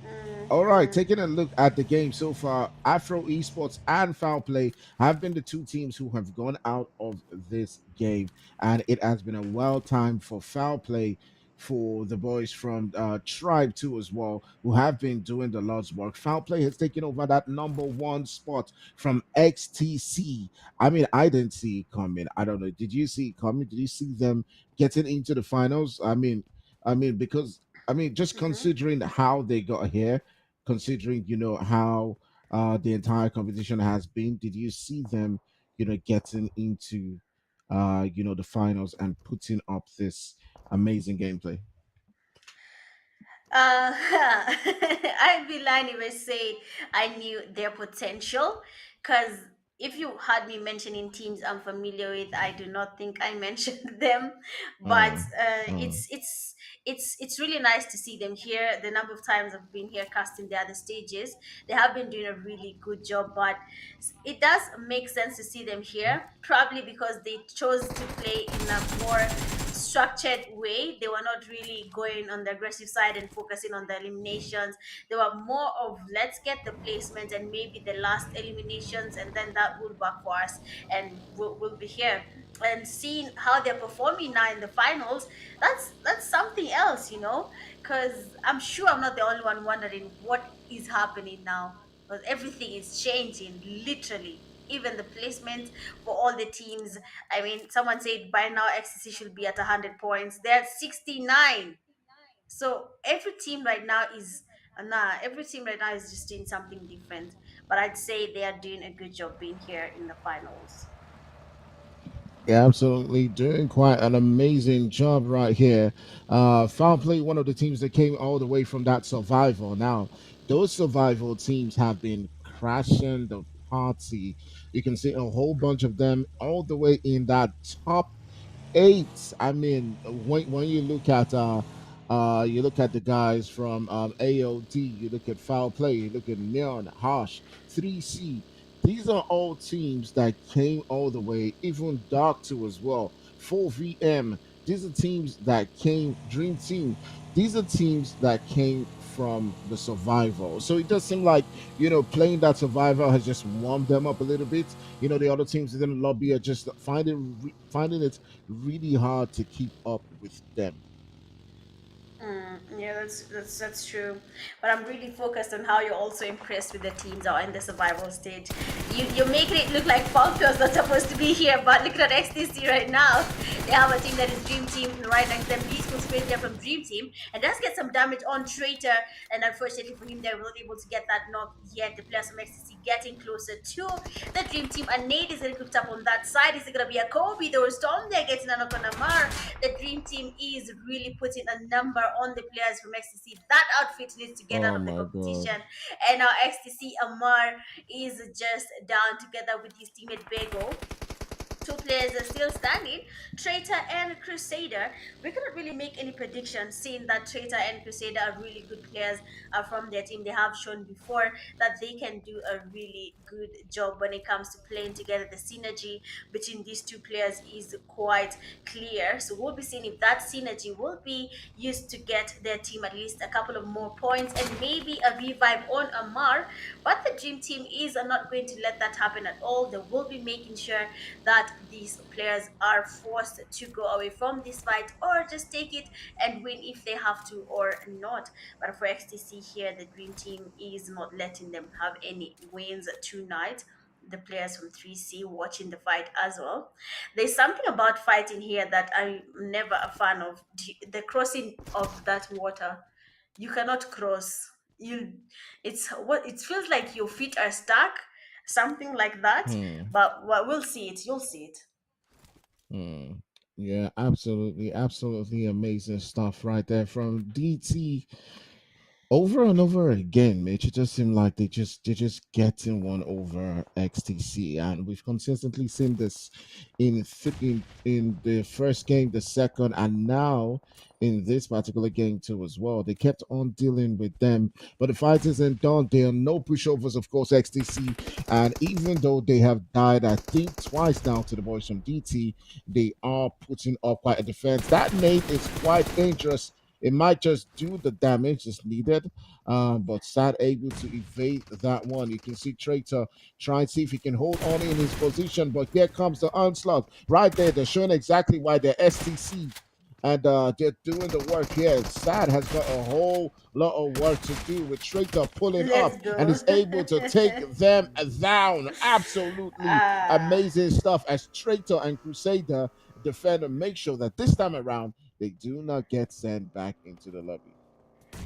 Exactly. And like I told you, the synergy from those two players is really, really good. They do understand each other's play and they use that to their advantage to get the wipe on the Dream Team. Even though they had the upper hand, I don't know how they let that slide, but the good game there from the players from XTC. And now, Hash Esports, they have the players from the club of ballers right in front of them. And we'll be waiting to see how that goes. Nades are coming from different angles. Club of ballers almost moving from that 16th place slot. So far, they are doing a really good job, even though RT is still in the game. So maybe that is something they have to be looking at to maybe improve their place in this game. Hush Chuchu, they're trying to go in for that push. The DBS, the nades are in there, and Hush Esports have been eliminated by the club of ballers. I mean, that team finally is trying to get up. This is the first of the NPL games, and they are finally dominating. S12K is out there. RT getting the knocks as well. Foul play happening. There's PlayStation standing there right next to the player from RT. So we'll be seeing how that goes, and it goes the other way. And RT have been eliminated by foul play. Player that is PlayStation. Yeah, two juggernauts coming into into this vicinity, and it was quite a time for them. The boys from TP trying as much as possible to see if they can hold their own against the Juggernauts right here, but they will get sent a lot of buddies knocked down. You can see Surge down as well, and it's just left to 24 MVP to somehow hold things down for his team. We can see that zone shifting all the way. Foul play now living that fight and looking to make sure that they can rotate away. Lloyd just lurching around this position, looking for the teams, turning the sights onto foul play zone, and he's in quite a predicament as Bedou's currently knocked down. User pulls into the vicinity, and you can see Zero just popping up that nade, but it doesn't look like that one's going to quite connect. Exactly. I mean, the need has to make sense. If it doesn't, then you start feeling the L's and you start struggling your way up to make it work for you. And our team, Louis, coming in behind where we have the players from foul play. Plays on their on the right, has to be really careful. Though we can see him trying to cook up a nade, they're on a team. Louis player Sleepy Boy. The nade doesn't really connect because he is no longer there. Plays on being thwarted and a beat who's play there for Sleepy Boy does get the first knock on the foul play player. That is plays on end just like that. Foul play have been eliminated. Three crowns right to third party. Nexus again, they're getting quite damaged with Sleepy Boy. Nexus again is spotted, and the knock is in from the players from Dark Knight.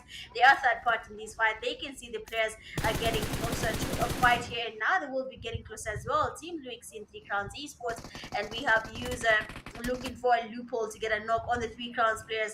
Nexus again with that knock. We want to know who's going to be dominating this time round, because every single team that has won before is still in the game, and they are all of them looking a bit too hungry for that chicken dinner. Beautiful spray from Darkness. That was almost a knock from that vehicle. I mean, that four scope is stable. We Mm. have to give him that. It's very rare to see four scope stable for many players in PUBG Mobile in general. Yeah, absolutely amazing stuff right there from all of these teams. And the third party, rather, coming in from Dark, looking to see if they can get a bunch of eliminations. So 3C somehow surviving in that game. Remember, they came into this one with a two-man squad. And they somehow still managed to continue to get those points. Kudos to them. They've been playing as two-man squad and still somehow just grabbing those points. But we turn our sights now to XTC, who have been in some skirmishes throughout today's games and somehow held their own. Now they find themselves in a position right next to the boys. Wait, who's in front of them? Who's in front of them? I'm not too sure. I'm not too sure who's in front of You XTC. need to Okay, squint. it's AOD. It's AOD. I needed to squeeze because he just reduced it in that last moment. So it's AOD. It's AOD uh, in front of them. With three scores. Now AOD is another team that started off Mitch in second spot, but with a great mhm, gameplay coming in from foul play as well as a tribe, they have mhm. lost their position. But this is a chance for them to take it back. Yeah, it actually is. If they keep up the same momentum, they have been using players at random, either joining as a full team or a trio. So that, of course, that will cost their team, because numbers, you need the numbers. At the end of the day, Mm-hmm. no matter how good your synergy is, the numbers are everything. You do not have the numbers, you'll find a very strong team that has the numbers, and they will be taking you down easy. So that does somehow was the reason they were not really doing good. So now that they have the four players in the game, they lost only one, so they still have a trio happening now. So we'll be seeing how that goes for them. Even though we can see already one of the teammates, 8, has been taken down there. J Sporting, the players from Tribe, were trying to get the damage on that side, but the AOD players are really giving 10-11 a hard time there. They are getting the knocks and a fast on the XTC player. That means only one person remains standing from XTC. The spray is finally there from Dark Knights, and the last player from the Tribe Warriors has been taken back to lobby. XTC might be looking to get their position one slot from the foul play team, but I don't think it's going to be possible this time round if they do not continue to maybe get at least more eliminations to their name. Bro, run without your gun. What are you doing, bro? I mean, Forgive him. I'm not sure. I'm not sure why he was doing that, but of course now we see AOD now getting into the mix of things, but a Neon being absolutely crazy in that one. Ragnar Ghost will get knocked down by Nez, and all of a sudden the Dark Boys are in the conversation too as well. AOD somehow still holding it down as they got two players to their name. Dark is quite comfortable outside that zone, but they got to get into the conversation. They got to move into that spot. It does look like they're going to be targeting the boys from AODJ, and his partner are in that mix. And Jay goes down, and now it's just left with Eric, and he's got the players who are pulling up onto this vicinity. The nades are popping, and that will be the end for the boys from AOD as they have been slammed, bombed, grenaded out of the game. And what a time so far. The Dark Boys showing that they are here, not here to No play, way. but Eh, yeah, no buts. They win. Nah, that S12K was perfection. I mean, Hmm. nah, that would have been like the S12K of the year if he was able to get a wipe on that team. But then, luckily, the players from Dark have the numbers and they were able to get the last player. They're taking him back to lobby, and it is finally a winner chicken dinner for the Dark Knights. Well played, well deserved. They had a very good strategy when it came to rotations and the last zone fights. They kept onto the same building. They covered that building, and that did give them an easy chicken dinner. Looking at their team starts there, we have. Abu Bakar, one elimination at terms of 137, Suli, four eliminations at terms of 312, Dark Solo, one elimination at terms of 140, and Darkness, there are five eliminations and a damage of 527. I mean, Darkness there was in the top players, so I'm guessing that will change as well now. We have match summary as 56 eliminations, 56 knockouts, total killings of 6,024, 9 grenade eliminations, 25 assists, and 0 vehicle eliminations from that game.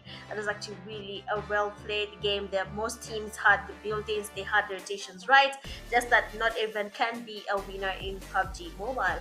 Head to head starts for the Dark Knights and Neon Rising. Dark Knights having a damage of 1,116, and Neon Rising having a damage of 1,135. 5 knocks for Dark Knights, 6 for Neon Rising, 11 eliminations for the Dark Knights, 5 eliminations for Neon Rising. Total points at 21 for Dark Knights, and Neon Rising having 11 total points from that game. Well played, well deserved, and the man of the match is none other than Darkness, getting 5 eliminations, a damage of 527, 2 assists, a heal of 107, 2 knocks, and a survival time of 27 minutes and 12 seconds. We saw Darkness dominating there, and that does make sense to see him as the man of the match, getting a top player title the first turn. 5 eliminations, a damage of 527. Second, we have MVP from Tribers with 4. Third, we have a Neon Rising player Beekeeper with 4. Play with Souls from Foul Play with 4 eliminations as well. And Dark Suli with 4 eliminations from that game. I mean, we did expect this to happen. We saw how that game was quite intense there at far. It was actually good. Yeah, an absolutely intense game, and the boys Doc definitely brought their A game into this one, grabbing 21 points. We'll see what that means for them at the when we see the overall ranking. Neon Rising too, as well as Tribe Warriors, continuing to show their consistency. You can see Foul Play as well as Angels of Death continue to hold their spot, and this might just mean that Foul Play still or would have taken that number one spot, or better still, even the boys from Angels of Death taking back their number two spots. We'll see what that means when we see the entire leaderboard. But what a game so far! Teams like Three Crowns, who are all the way up there too, as well on the overall leaderboard, not being able to put up the same performance. But look at Four Questions, look at Afro Esports. I mean, Dream Team as well as Arab T and Club of Ballers not being able to show exactly what they're made of. Will we see them perform better? We still got two more games to go. Two, right? Am I correct, Mitch? Mm, It's yes. two. I mean, I've casted too many games today. I don't even know how many games it is. I've just lost. I've been How many casting games have for you talked four about hours. today? I What do mean, you mean I two did. games? No. I did 3 games in Gamer before I came here, so I've lost track of how many games Two or maybe. I've casted. Okay, so yeah, so that's 6 games altogether. Outcasted today. Wow, crazy. The Anyways, guys, no, it's okay. I have downed or taken half of my coffee can, so I'm good. Um, so 24 MVP, that man who is still on top, and that man is on steroids, man. He is sitting down with 24 eliminations, followed by PlayStation 5 and Darkness. I mean, a lot of improvements coming down from all of these teams, and you know what that means? It means that they are fighting for that number one spot. XTC somehow managing to retain just by 1 point over foul play, retain that number one spot. But if foul play continues to rack up those points and those eliminations the way they have been, they might just be coming for their money. Exactly. I mean, they are really giving XTC a really hard time. Their 1 point is not that much. It can change with just one game and everything changes for them. But also, you have to look at the Tribals and Angels of Death. They are still giving each other a hard time as well. 1 point margin for the two teams. Dark and Neon Tyne as well at 58, 3 counts 45, Hash at 43. So, all these teams basically, what is happening is that all of them are really trying their best. You can see the club of ballers basically have improved from at least having 9 to 18 total points so far. That's a good way to go about it. Maybe better play from the next two games, and maybe they'll be going a little bit higher in terms of the placements in the leaderboard so far. But as you can see, it is looking a little bit heavy on the players from Afro Esports. They are not having a good time. I'm not even gonna lie. Afro Esports can do better. I believe they can do better. All they have to do is just, I don't know, something changed along the way. They should do something about it, but they can do better for sure. Yeah, absolutely. We'll see if they can, continue to rack up those points and get all the way up on that leader before a team that won a chicken dinner. Definitely, they've shown once that they can perform at the top level. It'd be curious to see if they can replicate those performances in the next 2 games that we have, because we're going to see them try once again. So great stuff coming down, guys. It has been quite an amazing set of games from a lot of these teams. But so far, since we finished the match 8, we see XTCs being on top. There are no surprises right there. Foul play really trying to push them and give them a run for their money. But we'll find out when we come back after the break.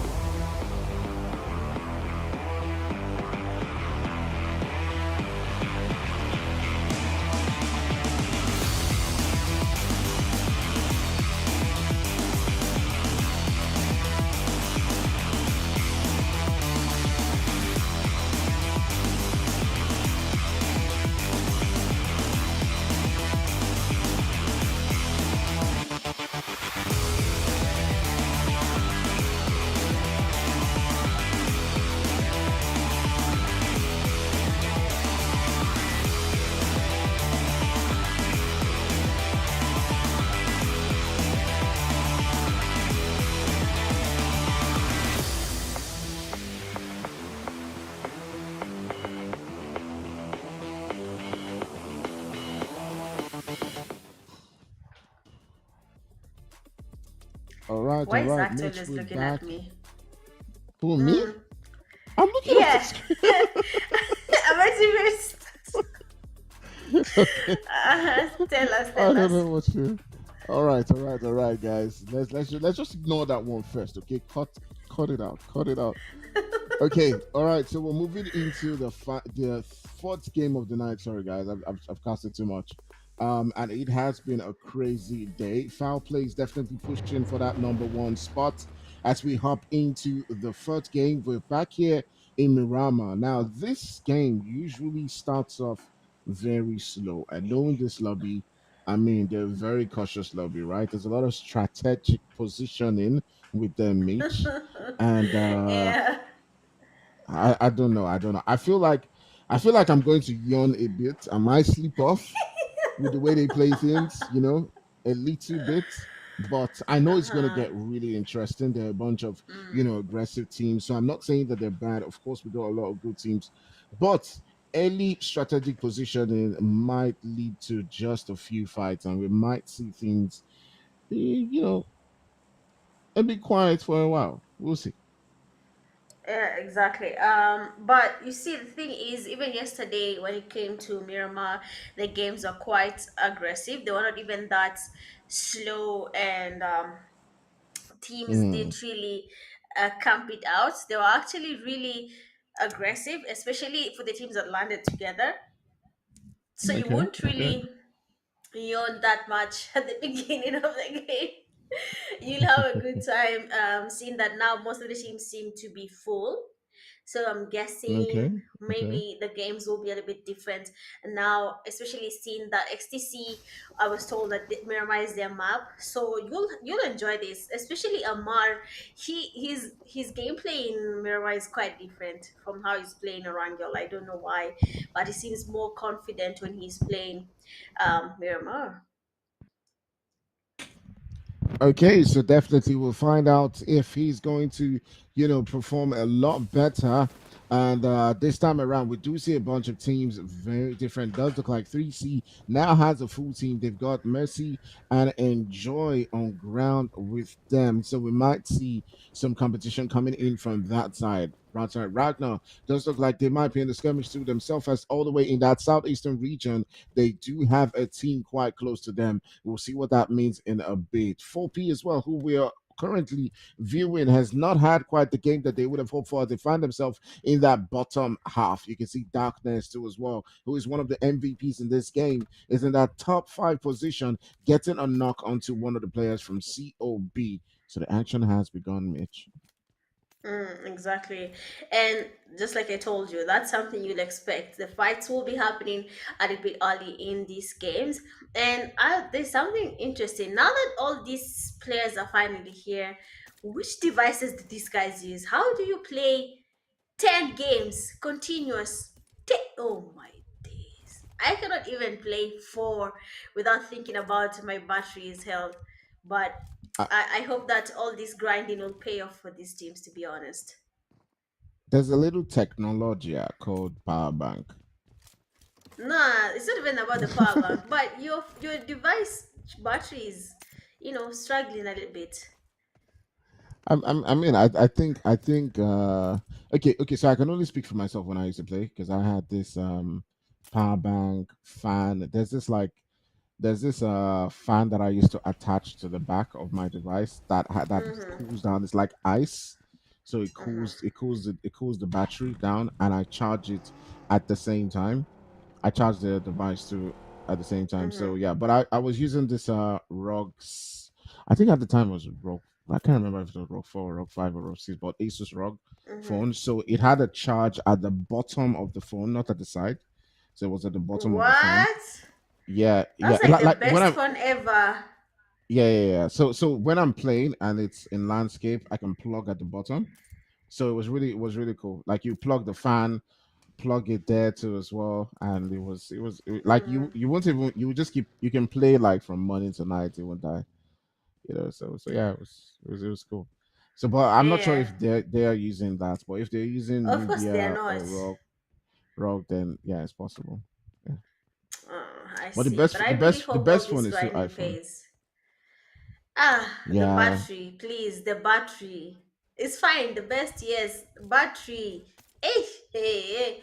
But it's yeah. fine. Honestly, Tell my me. prayer is that the players' um goals get to be achieved because they really put in a lot in this game, and it would be nice to see it paying off. I can imagine the team that makes it to PMGC because of playing PMSC, whether it's from Nigeria, South Africa, Kenya, whichever region in Africa. I think that will be that one thing that will make the players see that finally we are getting something that will make us feel like all the grind we've been doing for all these years is going to finally pay. So I'm really looking into that. Anyway, it's fine. I hope all the players are grinding for PMSC as they continue the NPL games because tonight ecstasy and foul play are the two teams that we are really asking ourselves, is it going to be foul play or is it going to be ecstasy, the team that will be granted the rights to say that we are the best when it comes to the Nigeria Pro League games.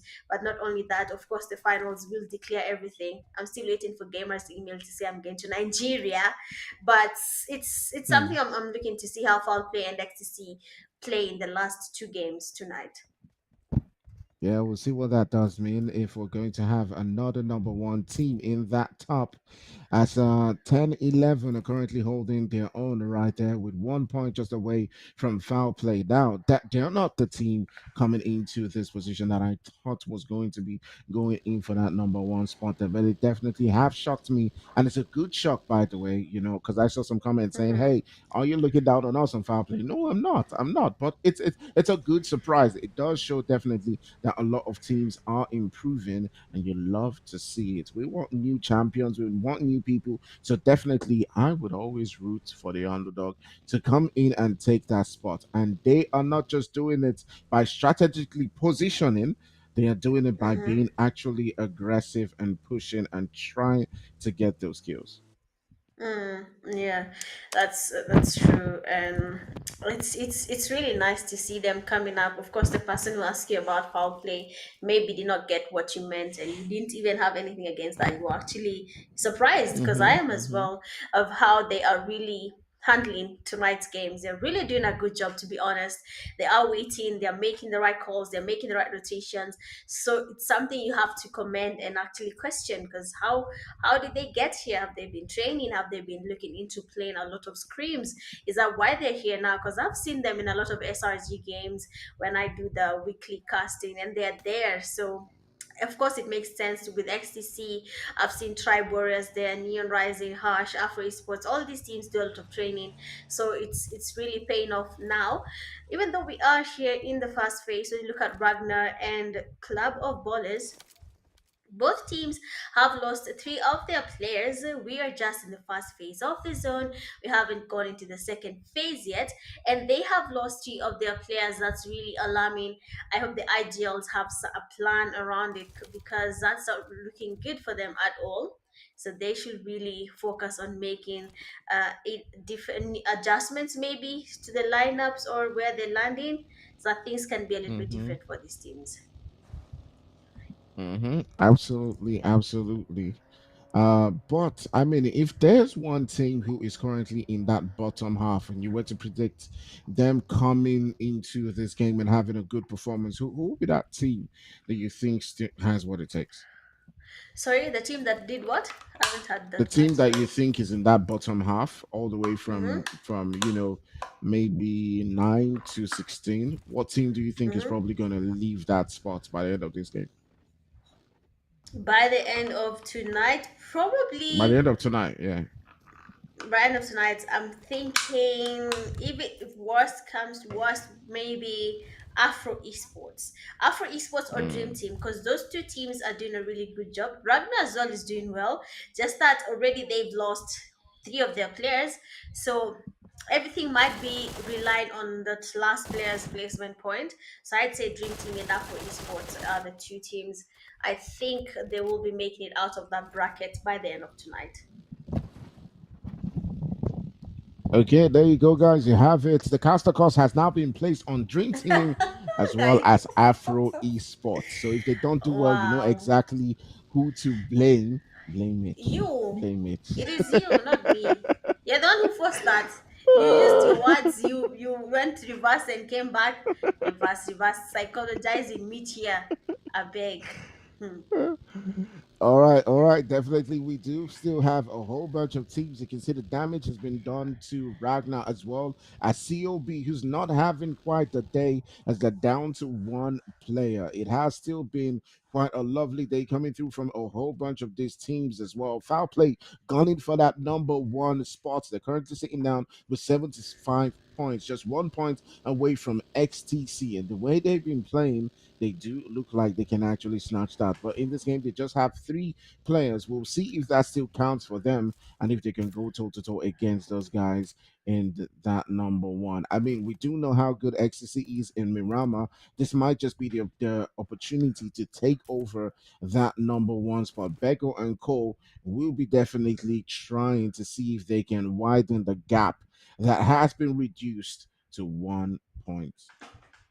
Exactly. That's going to be really interesting to see because I mean it's really tight, yes, but we really want to see it. Honestly, I want to see it. And you know the thing is, things could also change around our Angels of Death and Tribe Warriors. They could also take the first position or second position in this game. If they get a chicken dinner, that's 10 points. That is basically 7-7. They have already gone to XTC. That is Angels of Death, so anything can change, and I want to see it. I really love when things are becoming a little bit heavy for the teams. That's when you start to see how smart gamers can get and what they can do in very intense situations. You see them, the ideals are making different calls. You see clutches you didn't even expect to happen. So all this is everything is going to be changing, and I really want to know how that's going to be going. I hope the Angels of Death will hear me here saying that they can do it and maybe do something about going back to first place. And then Three Crowns for you should also be doing something about it. They should be around Mm-hmm. second place if I'm not wrong, because they're good. They should be there. I mean, yeah, but today's games they haven't really been able to, assert their dominance. They have been, playing two separate competitions, and for copyright right reasons, I don't want to mention the name of the other competition, but they have been, coming into this game with just two players, the Chinese name and Nexus, who is not in this particular game, probably the whole iPhone dying thing to maybe. Um, but yeah, they are now finally have a full team, so maybe we might see a different performance coming through from them. Three Crowns doing well for themselves. They've got one elimination for themselves also in this position. But now here comes the boys from foul 4P in the mix of things. They take choo choo down, and they are hoping to take Hash Esports out of the game. Now, Hash, I do believe, if my memory recalls, they did win the first game of the night, so they have a chicken dinner. There are no pushovers, but Foul Play definitely wants to move themselves all the way from that bottom half, and you can see they're going for the kills. Yeah, they actually are, and we're here for that. I really need to see some change in the play. Foul play, they're already their teammate being down. That's not something not down but low. I don't think it's something they wanted to be happening on their side this early in the game. It's too early to start losing players, so I hope they have a strategy around that. But the Angels of Death players, they are finally here. We can see Wesco hooking up a nade, has just passed by right above where Yagami is. He's also trying to hook up nades. That does get actually some damage on the Angels of Death, and they have been eliminated from this Oh game. Just my, when I oh had my, mentioned them, man. Just when I said Angels of Death, I hope you're listening to Mitch. They have been taken back to lobby easy by Team Luik there. That's really unfortunate oh my. for them. My, I was definitely looking to Angels of Death coming into this one and basically taking that number one spot and doing really, really well. But it's just one of those things, the you know Maybe Mirama isn't their map. Maybe they're not able to just perform quite the same way, or probably it's just fatigue. Whatever it is, they still got a chance to come back in the final game of the night in a wrangle and fight to increase their point tally. Regardless, we still got 15 teams in this one, and we talked about things starting off slow. I feel like this game has been really slow with a lot of teams strategically positioning themselves in several Name. spots. Yeah, and I mean, you said it, and they're continuing to do it. But some kills going on in here, and we're just waiting for our producer to send us to Neon, who currently have lost one of the players, but they do have one elimination to their name as well. They're going up toe to toe against the boys from Hash, and it'll be curious to see how things pan out. But even on that kill feed, you see Crusader going down to Neon. Exactly, they have the players there from RT as well. Oh, They actually, are I'll trying see. to get the Kobe there, that is Rodo. That's trying to get the nades on the XTC team. If anything happens to XTC right now, Foul Play might just be able to get that fast place without hassling it out in this game. So far, the RT players, they're trying to get the revives on their knock teammate. XTC there are getting nades cooked up towards them. Crusader is getting revived. That might be the first step in the right direction for XTC to be able to at least get the numbers back up, and they can focus on something else now. Amar trying to cook up the nades. They're not really connecting there. They're not really getting any Kobe's, but the players from RFT are definitely closing in on the players of XTC. Traitor, they're making the rotations. The buggy, he's going to be passing by there, getting closer to his teammate Amar. Rodo waiting there by the edge, and he exposes his location to Amar. That means Amar will be looking at him there. Traitor cooking up a nade, though. Is it going to be a Kobe on the players from Arab T? The nade does go in. Does actually get some damage on the Arab T players. He's cooking up another nade there. Might just be now a Kobe on the players from Arab T. Fast back is in, and immediately Traitor, it does go in for that push. Oh Beautiful double my. to DBS. Two players have been double to DBS. Gets the second Oh knock, and now my. three players down from RFT, leaving just one man standing again. That is the last man always from RFT, and it's none other than Rodo. And XTC player Amar there will be going for that push. Rodo immediately takes the vehicle and goes away from this fight. I mean, do everything you gotta do, be a Murife and run away from this site, because there's no one who will be asking you what is happening and why did you leave that fight.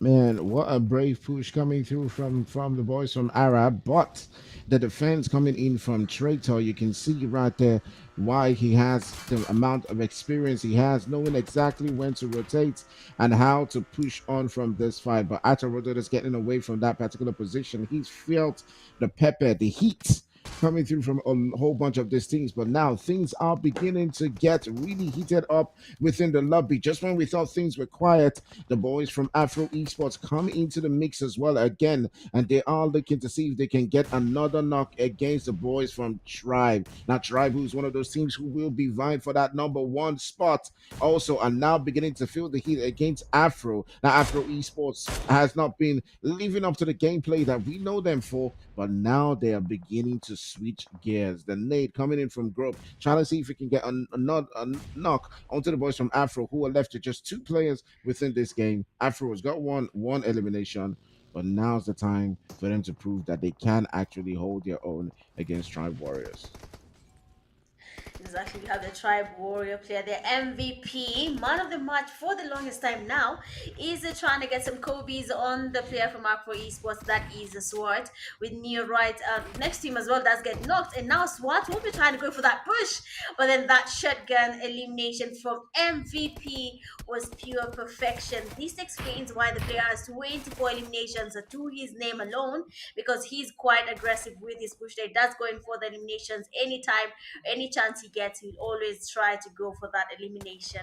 We saw his spray earlier there in Orangel. We'll be waiting to see if that same spray will be used here in Miramar. Does get good times and play zone. I mean, MVP is really good at this game. I don't think I know 24 MVP. Usually, I'm used to touch me, grope me, hug me, players from Tribe Warriors. But MVP and Surgery, I think those are two names that are new to me, unless they're a new lineup for Tribe Warriors. Hmm. I mean, I'm not too sure. A lot of teams change their names and stuff. So it is what it is. I'm also feeling sleepy, man. But we'll see. We'll see. Let's let's continue. I'm trying to keep my concentration. It does look like coffee's beginning to wear out, but here is 3C in the mix of things, trying to get that knock, but Quila not able to connect those shots really. Trying to see if he can do some damage right there from a distance onto the boys from 4P. Now, 4P is another team that definitely needs the points. They need to do a lot better. So you can see Peachy and Co deciding not to engage in that fight and just pull away from that position. They've lost one of the players, so it's probably the wise thing to do. Now, XTC on the other end is one of those teams that you do expect to perform really well in this particular game. And you can see them now beginning to take on the shots. They currently have 4 kills. The third party shots coming in. So Becco's got to be really careful, but they continue to hold their own as well again, and he is was really thirsty in that place, looking to see if he can get the kill against Harsh Esports. But the third party shots coming in from Loic is being a thorn in their side. Dream Team has now been taken away from the game and sent back into the lobby. A team that was doing quite well in the Sandhawk game, even taking out a bunch of XTC players, has now gone down all the way to 13th position. Harsh Esports down to the one player. He's just waiting to see if Ecstasy would get out of this position. And it does look like that is their preference. That's what they want to do. They want to hold the numbers. They've shown time and time again that they can perform in Miramar. Maybe it's the space, maybe it's the opportunity to take on many players, but with the third party shots coming through, it's probably not worth it and better for them to just rotate away to the zone. Yeah, that's actually, excuse me, that's really a really. Yeah, yeah, I can hear you. I can hear you.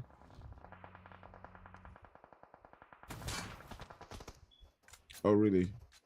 Oh, you can. Oh, okay, okay, okay.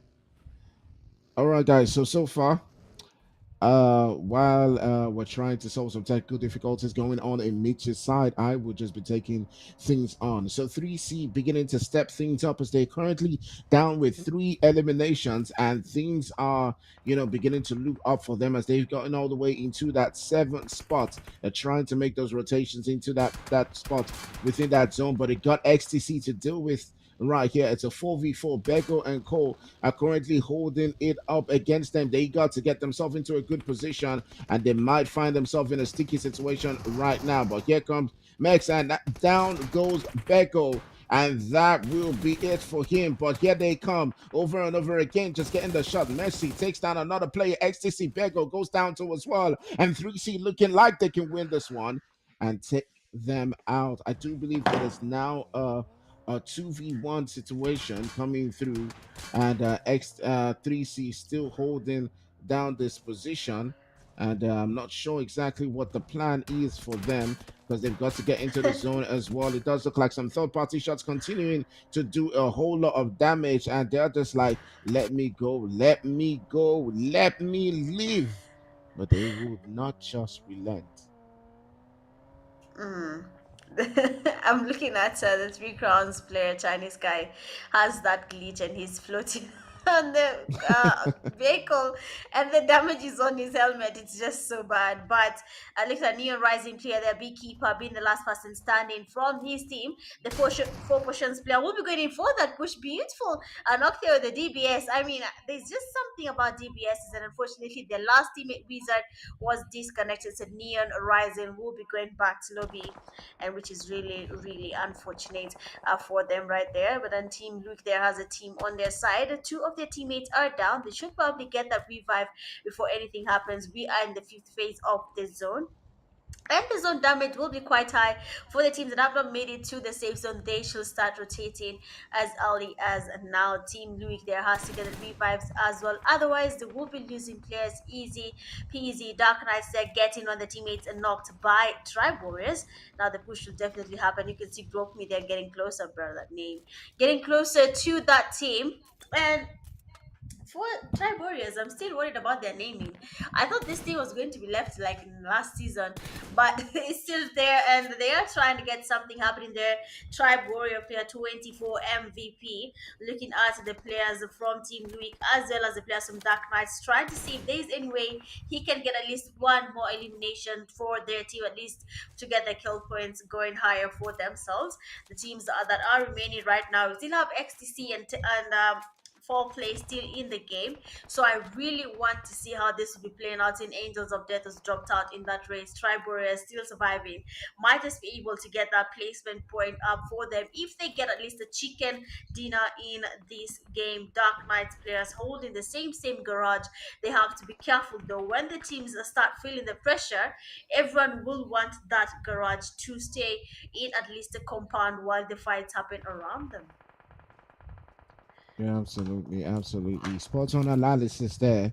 As we will continue to see how things evolve into the final circle. They're currently in stage five, where you can see several different teams are currently outside there. It's just Dark who is currently just lurking and have a little position for themselves. The rest of the teams are going to struggle to see how they can hold or find a position as the zone continues to convert. You can see the shots flying through right there. Foul play still holding their own as they came into this game with a three-man squad, but they've managed to get into that top seven position. XTC, who is currently number one, is down to the last player, but regardless, they've got eight eliminations. They've continued to widen the gap. If foul play is going to look to take on that number one spot, they've got to do a whole lot more. We'll see how things continue to evolve. Lloyd too as well, with that one player they're in danger of getting eliminated or taken out of the game. Almar still doing the large work as he gets a knock onto Chapel, and it is a shots and party after party at every single position.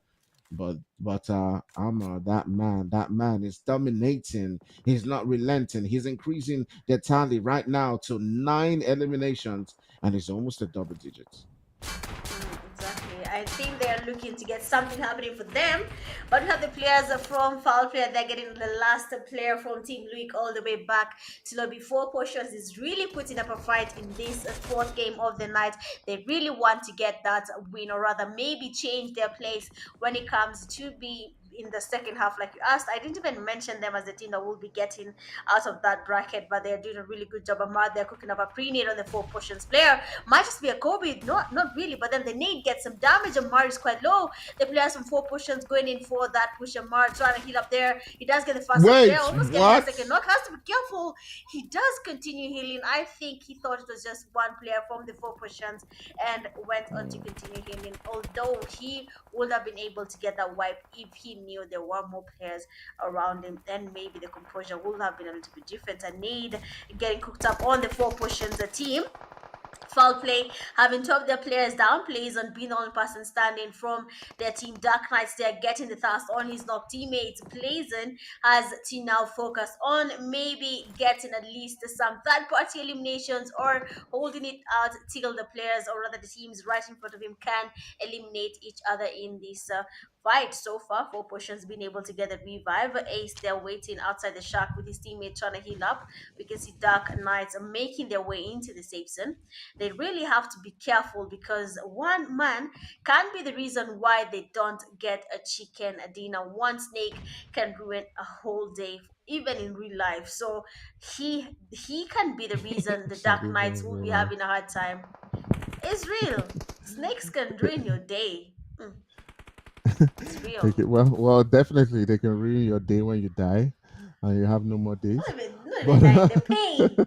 Really. yeah, the pain. But Dark's looking quite strong in this one. Now, foul play being with a two-man squad, I did think that they had a chance, but definitely their odds have increased in this one to 33%, and you can see three teams are gunning and vying for that position. Dark taking out one of the players from 4P, and Dark still holding their own right here. Now, while these two teams are fighting, like you said, there's also foul play who is in the mix of things.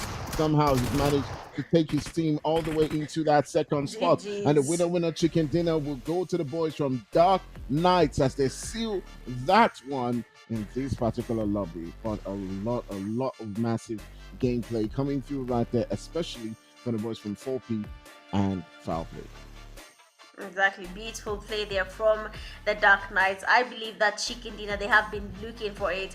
Yes, they just got a chicken dinner in the previous game, so they have two chicken dinners so far. That is really, really good. That does boost up their points in general. Looking at the winner chicken dinner team stats: Abu Bakar getting 2 eliminations at damage 281, Suli 1 elimination at damage of 207, Solo having 3 eliminations at damage of 383, and Darkness having 4 eliminations and a damage of 702. I mean, that is the second chicken dinner for them. They should be given a big applause. They have done a really good job.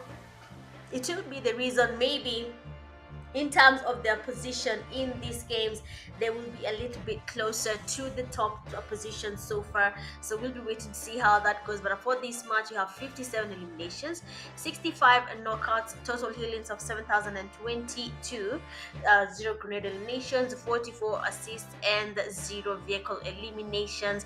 I expected some vehicle eliminations, seeing that Miramar is a big map and most players were using vehicles. But then it seems like this time around, people are still a little bit careful, and they do not want to be the ones losing the fight, or rather positions, just because of using vehicles in this fourth game of the night, a well played game. I'm surprised there is no grenade elimination. Basically, no one was cooking up any nades that were making sense. So I think the last game they should do a little bit better and get the grenade eliminations happening in the last game of the night there. But what do you think about Dark Knights now that they have gotten two chicken dinners? Does that change their overall ranking when it comes to tonight's games?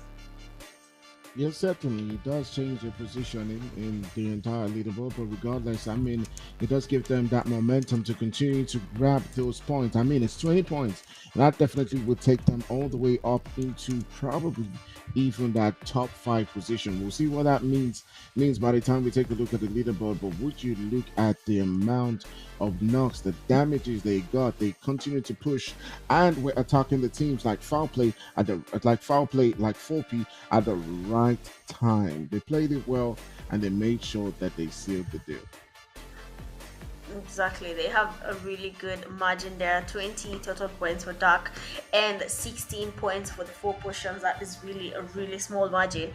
But for the four potions, the MVP is a four potions player IC, getting 5 eliminations, a damage of 1005, 4 assists, a survival time of 28 minutes and 15 seconds, 3 knocks, and a healing of 256. I mean, the four potions players, they have really outdone themselves. They went for those fights, they tried their best to get the eliminations happening for their side, and we can see at least this time round the players from four potions have at least one of their teammates I see being crowned the MVP of the fourth game of the night. Looking at the top players for this game, we have IC 5 eliminations. Second, we have Darkness 4 eliminations. Third, uh, Pace with 4 eliminations, Tribe Warrior player MVP 3, and then fifth place we have XTC Amar having a total of 3 eliminations to his name as well. We can see some common MVP names here. Darkness, MVP, and Amar have been really having their names and their faces showing up a lot here in the top players. But looking at the match rankings for this game, we have the Dark Knights getting 20 points in total.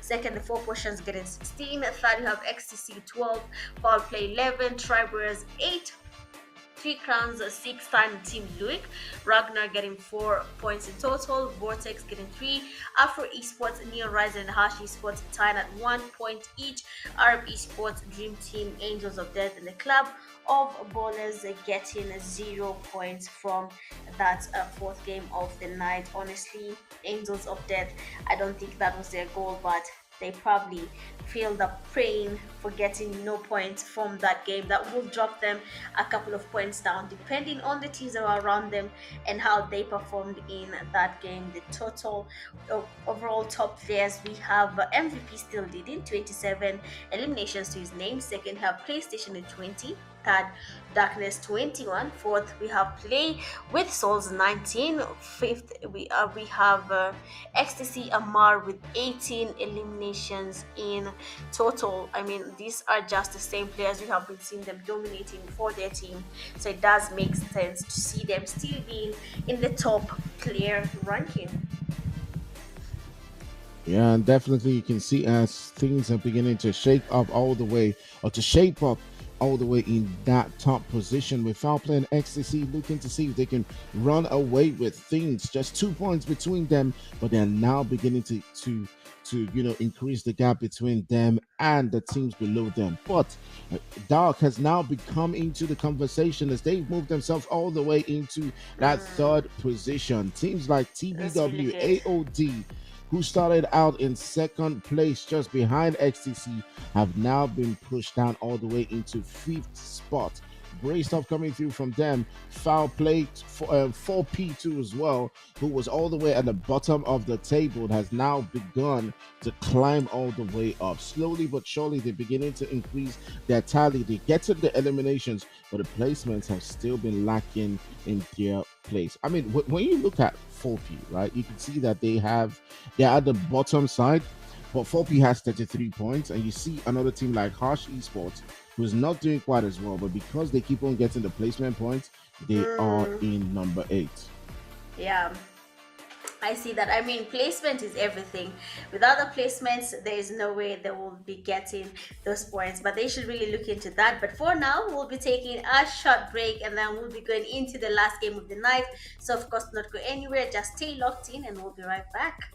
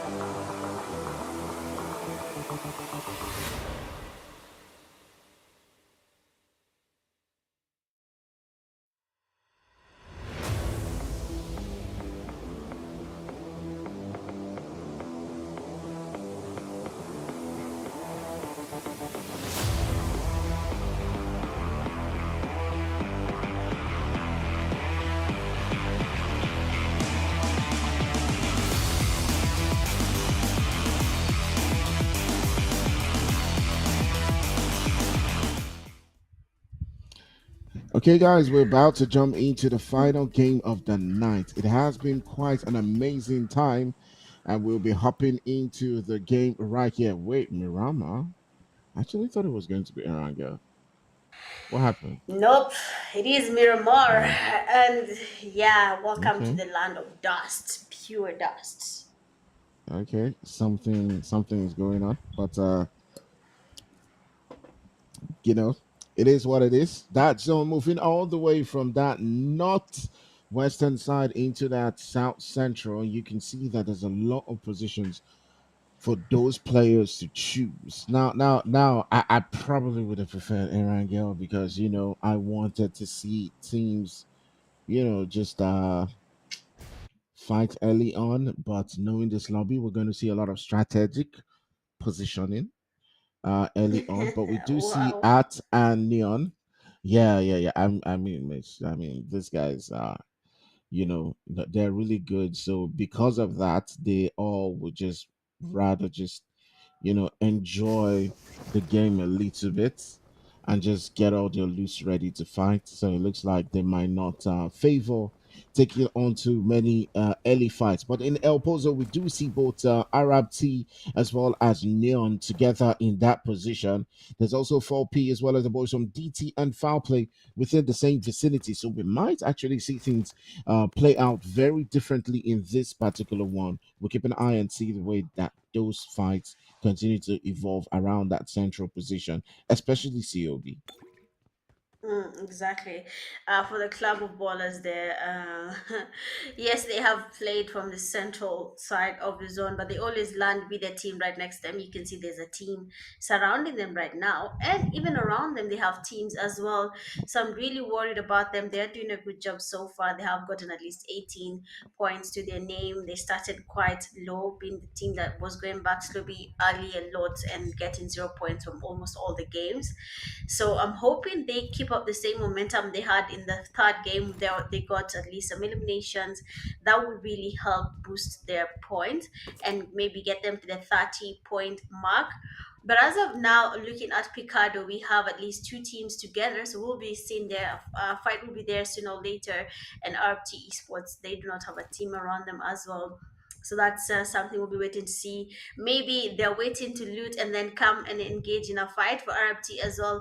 I don't think they should be in that place. That is 21 points from all the games they have played, 10 games in total.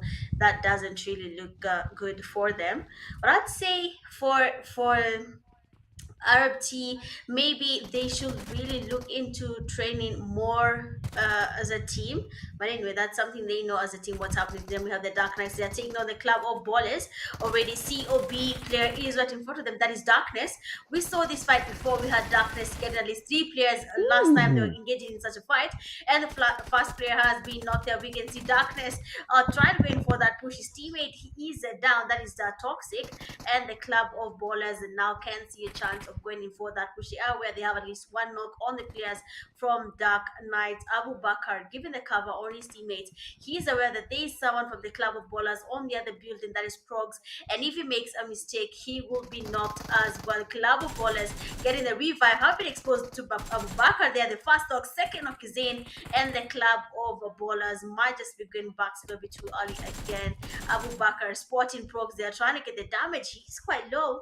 That means Progs has a really good spray, but for that team, a lot really needs to be put in play. They can continue practicing and playing more of these games so that at least now they can have a better chance of dominating the NPL scene. But I think they have a chance. They can do better with time. They had at least one more day tomorrow. Okay, today. I mean, I think the Club of Ballers are definitely they do have something there. I don't think that they are that bad. I mean, the levels have definitely increased in what is expected because you do see a team like DT with all of the performance that we've seen from them, especially in that Town Hall game, going toe to toe against XTC and winning their fights now in 14th place. So one thing you have to put into context is that It's more than just the gun skills. Progs has shown signs of being that player that can do well, and given the right mix. So sometimes it is just a thing where you need to probably sign a good IGL and know how to position better. But sometimes it Mm-hmm. might just be you're not listening, to the suggestions from your IGL, and you just need to, be a bit more receptive. It could be a mix of things, some and it could be their manager. It could be so many different things. So I have seen signs of a team that I do believe has what it takes. They just probably need, one or two signings that could turn things around, or maybe even just one IGL. Who knows? Exactly. So you're saying some players are troublesome. They know better than the IGL. Is that what you're saying? Is that what? And are you saying that some players feel like they're better than the IGLs? Oh man, that happens a lot. That happens a lot. I mean, there are a lot of teams who always like you can see this guy. He's got the skills. He doesn't have a nade right there, so oh wow, wow, Wow, wow, wow, nah. wow. Yeah, yeah, that's the end. That's the end. I mean, when I look at Prox, I'm like, okay, he's got the basics. Like you can see him, the way he picks, he shoots. You can see that's definitely someone that's grinding. It's there. It's there. He has the skills to do well as a player, but um it probably just needs to be directed well. So maybe it's an IGL thing. Maybe they need one or two more signings, sign a fragger, sign someone who supports. I mean, I've seen it a lot when sometimes the team just has too many fraggers, and what they actually needed was someone who could flank, someone who could support, someone who could cover while they were being aggressive. So it could just be understanding the mix and the dynamics of the team, and that will be sometimes down to whoever is managing the team and understanding what it takes to fit the right mixture within that team. Hmm, true. The players, honestly, I guess see what you're saying there on the club of ballers, player progs. He has potential. You saw how he was getting the knocks on the players from Dark Knights. Just that his team there was not there to save him anymore. But he has the potential you're talking about, and I can see what you're getting at. So I really hope they can maybe do a lot more training and maybe get a new ideal or whichever way to just make sure it gets better. Even Progs himself can be the ideal and learn a few things, watch a few competitions here and there and see what people do and what can we do as well as a team. All that does factor in when it comes to improving a team's gameplay. So that's something I'll be looking to see if they'll put into consideration maybe the next time they try in the NPL games, but we'll be on the lookout for sure. We'll be waiting to see how they go about it. So far, just only the club of ballers have been taken back to lobby. Most teams right now are playing it a little bit safe here. They do not want to be on the aggressive side. It is only 5 matches away to knowing which teams will be playing in the grand finale there in Nigeria to battle it out for 2 million naira. I think now this is where everything is on the line. This game plus the 5 games that will be happening tomorrow. All these games are very, very important. Unfortunately, it seems like Angels of Death are doing that thing again. They want to be engaging in an early fight. Yeah, absolutely. We'll see how that one pans out for them. But in general, they're one of the teams that are highly, highly, highly ranked right here. They're going up against Harsh Esports, and you can see Monkey is looking to see if he can hold his own. It was knocked down, but Chuchu and the rest of the players are coming in to provide that support. To be curious to see if Angels of Death can put in the same aggression in this game. You can see them sending on those nades and those molotovs, and nowhere right there for Runux to run to. And the revive is, wait, he's not reviving, he's, wait, okay, he is just spectator glitch. Anyways, well, let's see, the push is coming through now. Exactly. Angels of Death clear their Wesco going in for that push. The SLK, they are looking to get these four fights ending as fast as they can, because if the teams start closing in, they will be getting a lot of third party fights coming from literally every single angle. The nades here about to be Kobe's, and the nade does go in from Westco, doesn't really connect. They're having any knock on the player Smash Esports. It seems like they have the best angle in that compound, because how many nades do they need to get a knock there? We can see an AOD player hanging by the wall there, waiting to get a knock through the window, and they are probably having a really good time right now. Westco, they're trying to get a knock. So after Inashi score player goes out, and he does get knocked as well by Westco and other players from Angels of Death, knowing just one man remains standing from Harsh Esports. Why not going for that push player, trying to get the feedback on his knock teammate? The push finally happens, and Harsh Esports have been eliminated from this match. Another team does go back to lobby. We are finally moving into the second phase of the zone. And now we want to see what is going to be happening, because 10-11 as well is taking on a fight, and we are yet to see if they're going to be winning that fight or not. Four questions as well does get eliminated. What is happening in the players' minds right now? Because everyone is now suddenly pushing each other. Everyone wants to be in the fights. Yeah, absolutely. You can see them. They know this is the final game of the night. This is a time when they do need to continue to perform a lot better than they have been in previous game, and especially foul play looking to grab that number one spot. If they want to take the maximum points out of this particular split, they have to be, being absolutely more aggressive than other teams. Ecstasy, on the other hand, is looking to see if they can continue to increase the gap, because obviously they know that foul play is coming in for them. And those guys, Amar, Beko, Traitor, know that they have it all to play right here. True. XTC already having two eliminations to their name. Yo-Yo Traitor, we've seen how he has good synergy with Crusader, so we'll be seeing if that does go on in this last game. But as of now, most teams are not really focused with getting the eliminations. I think they need the placements. I looked at what you talked about on the four questions and Hash Esports difference.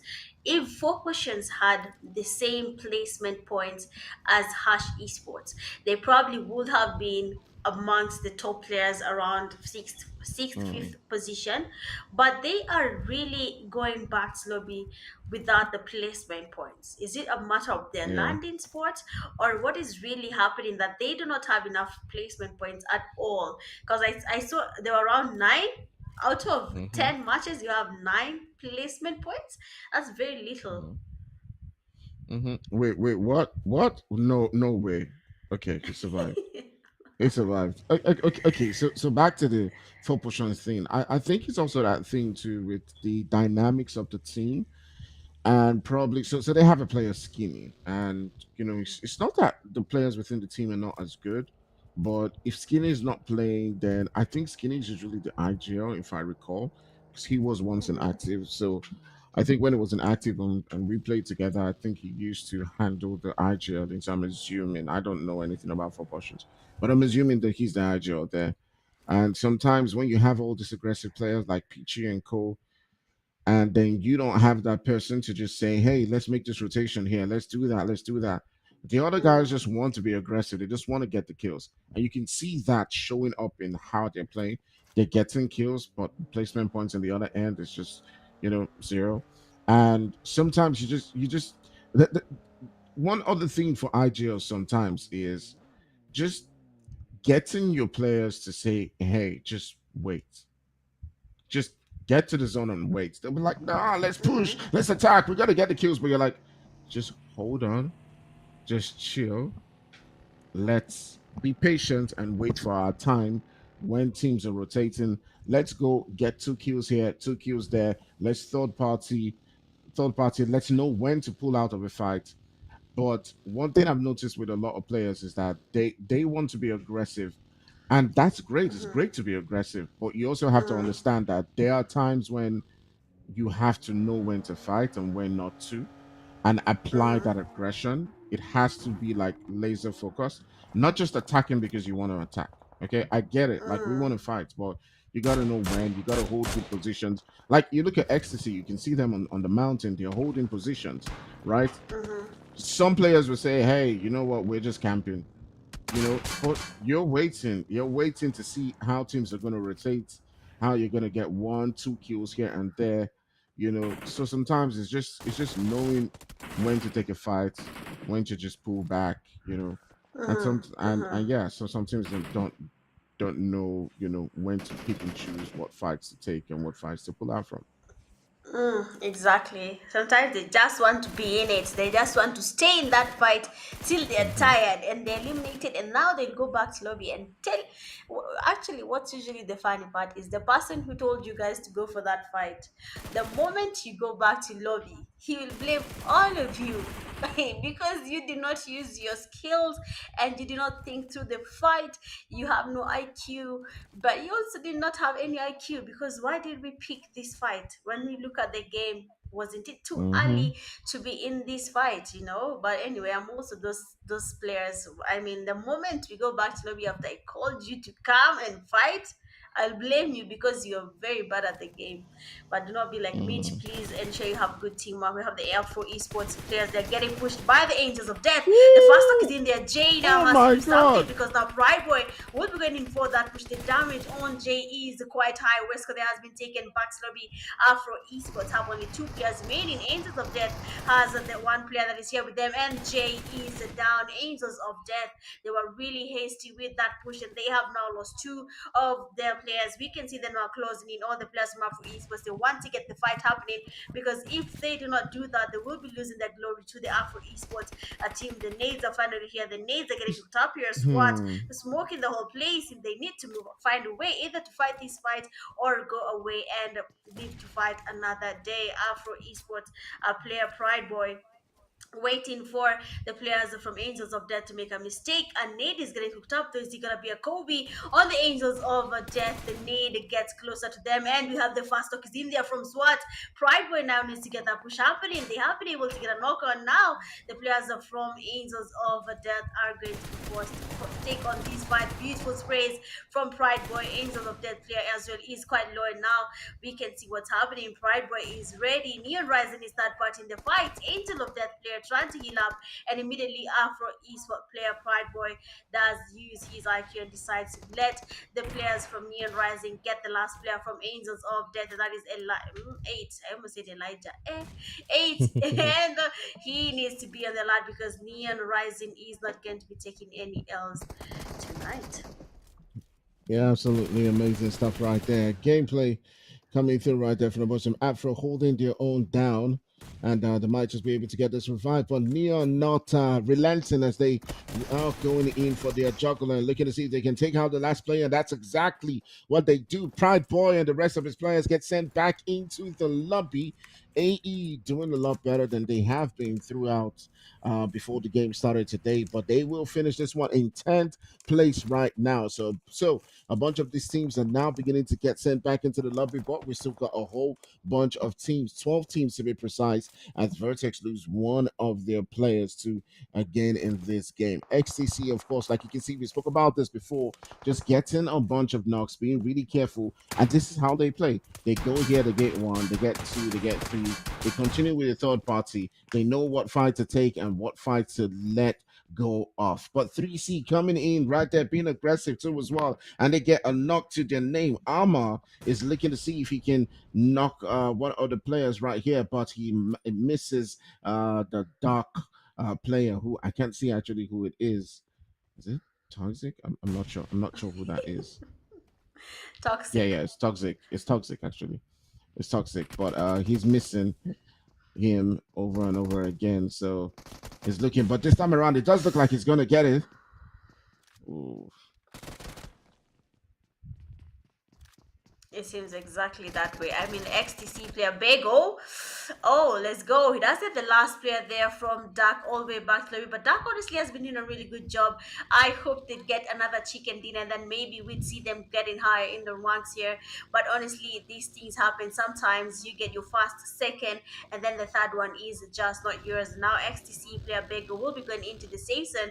Team Luik, they're holding the high ground as well as where we saw XTC holding the previous uh, zone there, but now the zone decided to move, to force them to move to another location. With just 10 teams remaining in that phase of the zone, now the battle is getting a little bit intense here.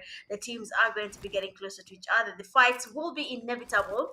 Every team will be forced to engage in a fight at the end of the day, because all at the end of the day the game has to end. We have to find a winner, and we have to call it a night. The zone is about to close in. I'm actually interested to see where the zone goes to, because most teams are not even in the zone. The angel of death player 8 is still surviving. Neon Rising players are not even aware that they left someone in that compound, and he's still there with them.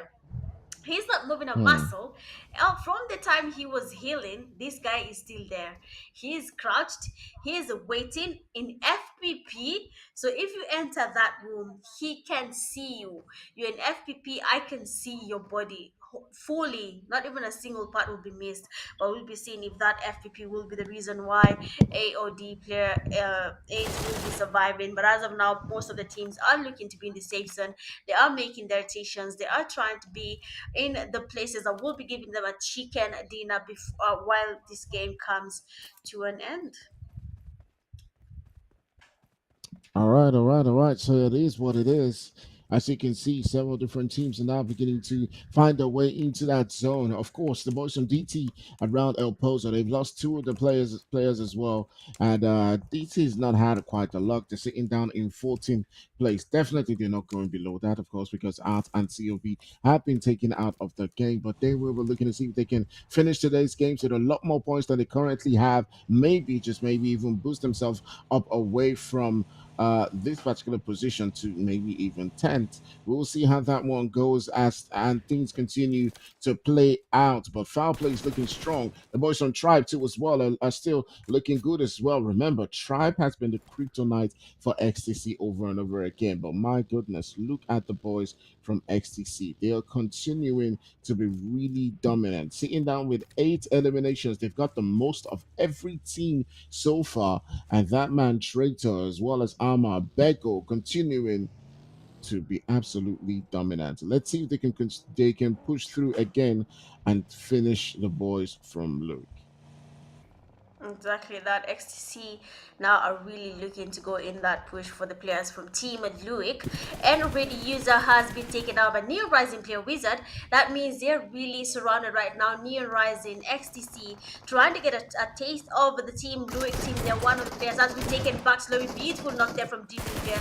And that is sad. Of course, he'll be taking the player all the way back to lobby. This is not a lobby where you want to knock and think about it. You knock and you take that player back to lobby. Nades coming from XT. Amar doesn't really get a Kobe, but then you can see Alucard cooking a nade up as well. Amar has to be careful. That nade might just connect. The nade does connect on Alucard. He's quite low and almost getting knocked there as well. The players from XT really playing quite aggressive. The free fires are from Amar. Really confident the DBS, but then not this time round. Amar is down. Traitor coming in with that push, goes in for that push, and the vehicle is giving him enough cover, but Traitor is quite low. Nice knock there from Traitor, taking him all the way back to lobby. While he focuses on that knock, he gets a knocked as well. Crusader cooking up a nade on the player from Ragnar. Alucard getting the nades cooked up towards him. Are they gonna be Kobe's though from Crusader? He needs to do this real quick before the zone starts moving and the teams start third party in these fights. Alucard on the other hand has decided to go away and use the vehicle to move, but then perfect spray there from Crusader, and his teammate has been eliminated with the vehicle. But then Oh my Crusader god. being able to get the last player from Ragnar was nothing but a beautiful scene to witness, with now Oh my XTC god. Crusader being the only person standing from his team. Oh my God, what a gameplay so far. But this is the thing that I've been talking about this particular competition. Like, you got the first team going up against the team that is in 12th position, and you can see that they are trading blows, exchanging blows. And even without third parties, they're able to reduce the numbers of the team on the number one spot to just one player. So there's no team that's like a clear pushover, right? That you just see XTC walking through this particular season. It's all down to just game sense, how you're playing, and we're seeing that play out right here. So XTC's numbers reduced down to one player. Regardless, they've done quite well for themselves and increased the gap between them and the rest of the team. They're actually just 2 points Mhm. away from 100. Exactly. Finally, I mean, the person who asked yesterday why is ecstasy not at 100 points? It seems like tonight they will be sleeping with at least 100 points to their name. Mm-hmm. The tribe warriors, they are trying to get some damage on foul play. That is get what's that name? Bedu, G Bedu. Bedu. Yeah, Bedu, Bedu, Bedu, Bedu. Oh, the It's G like is a silent. party. No, no, it's not. It's not. Be. Oh, you're saying the G? Yeah, I'm saying the G, like like GB. So I'm not saying be. What's that now? Big. Yeah. What's that? Well, how would you pronounce GB? A word with GB. How would you pronounce it? I don't know. Okay. Okay. Let's let's I say the G let's and the B aside. Exactly. yeah. We will say Bedu. And anyways, let's focus back on the game. We got AOD has now been sent back into the lobby, and they will finish this one in fifth place. That's except, of course, 3C and the boys from Neon have something to say about this one. Neon has been taken out of the game too as well, so that leaves four teams within the game. 3C now beginning to feel the heat of the from the boys from TB as well. So foul play have got an opportunity right here. This is beginning to open things up as Tribe 2 is feeling the hurt coming right there as Mr. Bedu, who was speaking about just now, continues to get the shots to lace through in that position. It's now just left the surgery, and he's got to make sure that he gets those eliminations. As you can see him trying as much as possible, the third party coming through as they're trying to steal those kills from him. You know what? One thing about PUBG, yeah, is that you know that idea of stealing kills. I hate it. I hate it. Like I'm not the guy. Oh, Why can you I steal the love it. kill? Why I can you love it. steal the kill? Like Because you it gave it should be to my me. knock. It should be my Nah. knock, right? Why It didn't you should be use my the knock. rest of your ammo to confirm your knock? What are you No, no, no. waiting for? Let me assist you. Maybe you don't have ammo. Let me assist you. Let me be a good friend in PUBG. But as you can see, we have four teams remaining, three crowns. They're having at least three players remaining. Ecstasy Crusader, being the last person remaining from Ecstasy, all those smallies just for one player Nah. is There's no just way. a There's no lot. way. There's And no just like way. that, Crusader has been eliminated. Triborers, there on the other hand, losing players to the zone as well. Now, two teams Hmm. remaining, three crowns esports and the players from foul play 3v3, finally an equal last zone fight. And we can see the player that is foul play trying to get the smokes up here to be on the safe side. But for three crowns esports, they are not really letting them do that. Playzone trying to make it to the season. If Enjoy had the perfect spray there, if it was just stable enough, he might have gotten that knock on Playzone. But then a nade coming from Playzone, it might just be a Kobe on the players from three crowns. They need to be really, really careful. That nade might be everything on Playzone. The damage on Playzone from that nade is quite high. More nades coming towards Playzone. Might just be a Kobe before he, but then luckily he changes his position in the fast mark is there. Oh my. Bedu Oh does my. get that knock on 3C. Nades finally flying in. Three crowns esports feeling the pressure. The Kobe's are about to start counting. And Playzone does get the nade in there. Yo. Three crowns esports player Enjoy is down. One person remains standing. That is Merrick. The spray is on Playzone. He's quite low, and just like that, game number 5 is done. And the chicken dinner goes to none other than the foul plays. Man, absolutely amazing stuff coming through right there from the boys from Foul Play. I was in a dilemma for a little bit, and I was just wondering to myself, like who is going to win this one? But Foul Play doing quite well for themselves as they grab another winner chicken dinner. I mean, you know what I just noticed? I just noticed something right now, like something right now. Seven is in Foul Play, and that explains a lot. That actually does explain a 7 is lot. Seven is PlayStation PlayStation Zero, right? Zero. Yeah. It explains a lot. It explains a lot of what's going on right now because now Okay. no shade to the guys from foul play, and it doesn't matter whether he got eliminations or not. But I mean, this is the thing I was saying about IGL, right? Seven is an IGL and a very good one because he used to be in 10-11. Yeah, that I But remember. yeah, exactly. But I mean, him being in foul play, that's what I said. Like sometimes you could just bring in one really good IGL who has a lot of experience, and that changes the entire dynamics of your team, and that explains it. Because in my mind, I was like, I'm not saying foul play is not a good team, but there's just Mm-hmm. something extra. that's going on with them, and you can see them, they've gone up another level. You can definitely see it, the consistency in the way they're playing, in the way that they are finding those positions, and that's definitely what an IGL does. I feel like that's the difference between you being a team that has potential and a team that goes all the way up. The first thing you should be looking to do is get someone who's an IGL, and sometimes they may not even get any kill in the game, but just their presence and their direction um, will lead you to always find yourself in good spots and good positions. So yeah, that definitely explains it. But this man, PlayStation 5, definitely getting those eliminations, getting those assists, continue to grind his team all the way into that spot. Get 6 eliminations to his name. We'll see if that keeps him boost his numbers up into that number one MVP spot, and he can take over from other players. But we'll see what that means when we get into that. But my, what a game from Foul Play. This was 20 points for them. And I'll be curious to see if they did finish in that number one spot. But Ecstasy got a whole bunch of eliminations, but they finished in third place. So they did get you know, some placement points as well as some kills.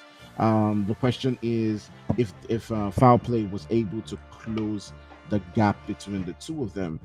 That's the question, and I can't wait to see the entire lobby. Exactly. It's going to be really interesting tomorrow now that all the players will be there. But then look at the match rankings. It seems like the players from Foul Play do get 19 points in total from that game. Three Crowns come in second with 16 points. Ecstasy with 15 points from that game. I'm guessing there will be a small change between Ecstasy and Foul Play depending on what really happened in general and where they were when the games were starting.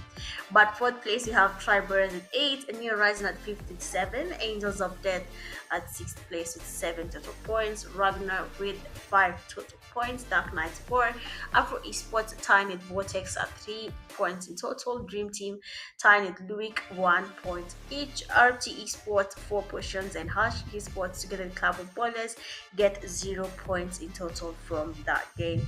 Honestly, those last teams there really need to put their best foot forward tomorrow because that is the last day of the finals for the NPL rank split. If they do not do it right, then they might just be losing their chance in winning that 2 million naira. I mean, it's 2 million, guys. We need to get our game up and looking at the overall top players. MVP is still dominating with 28 eliminations. The second, you have PlayStation 5. 26 eliminations. Third, we have Darkness 21. Fourth, we have Ecstasy Amar with 20. And then fifth, you have FTC Yo-Yo Traitor with 20 eliminations as well from the top players ranking. It is nice to see the same players are still trying to dominate there. We have at least a Traitor joining them now, but PlayStation and Darkness together with MVP have been dominating there, and Foul Play does that thing and they take XTC from that first place slot with 105 points in total. That is exactly what I was saying. One game, it's just done. Ecstasy is taking it 103 in the margin of 2 points only. Triberas with 84, Dark with 82. You can see Dark is still there. Angels of Death as well should really do something about it because they have 74 points. It means that 3 Crowns might just be taking that slot for them if they do not do good tomorrow. Neon Rising as well as be careful. 3 Crowns has to be on the lookout for Neon Rising, seeing they have 66 points, 1 point away from getting the close that 3 Crowns Esports has. Hash getting 44, 4P 42, Afro Esports 41, 11 Ragnar 38, time with Vortex 4M, and Team League having 33, Dream Team 31, RT 21, and the Club of Ballers getting 18 points from that game. I mean, what do you think about this change? What do you think about it? I mean, definitely. I mean, Foul Play has been gunning for that number one spot, and it did look like they were going to take over that position, and that's exactly what they've done. It's been quite an amazing day for them, and they've been pushing. It'll be curious to see if they can now keep it because it's not just about taking over the reigning champions. It's about now holding that position and continuing to be dominant in the game. So we'll see what that means for them as we progress into tomorrow's games. Yeah, exactly. Well, anything could change. Is that the second day? Tomorrow is the last day of the finals. So we'll be on the lookout to see how these teams perform. But as of now, guys, we hope you guys enjoyed the live. I've been your girl, Mitch Gaming, and it me, Zach Fryer. So, guys, no, you'll be seeing him or me or Priest tomorrow. Bye. All right, see you.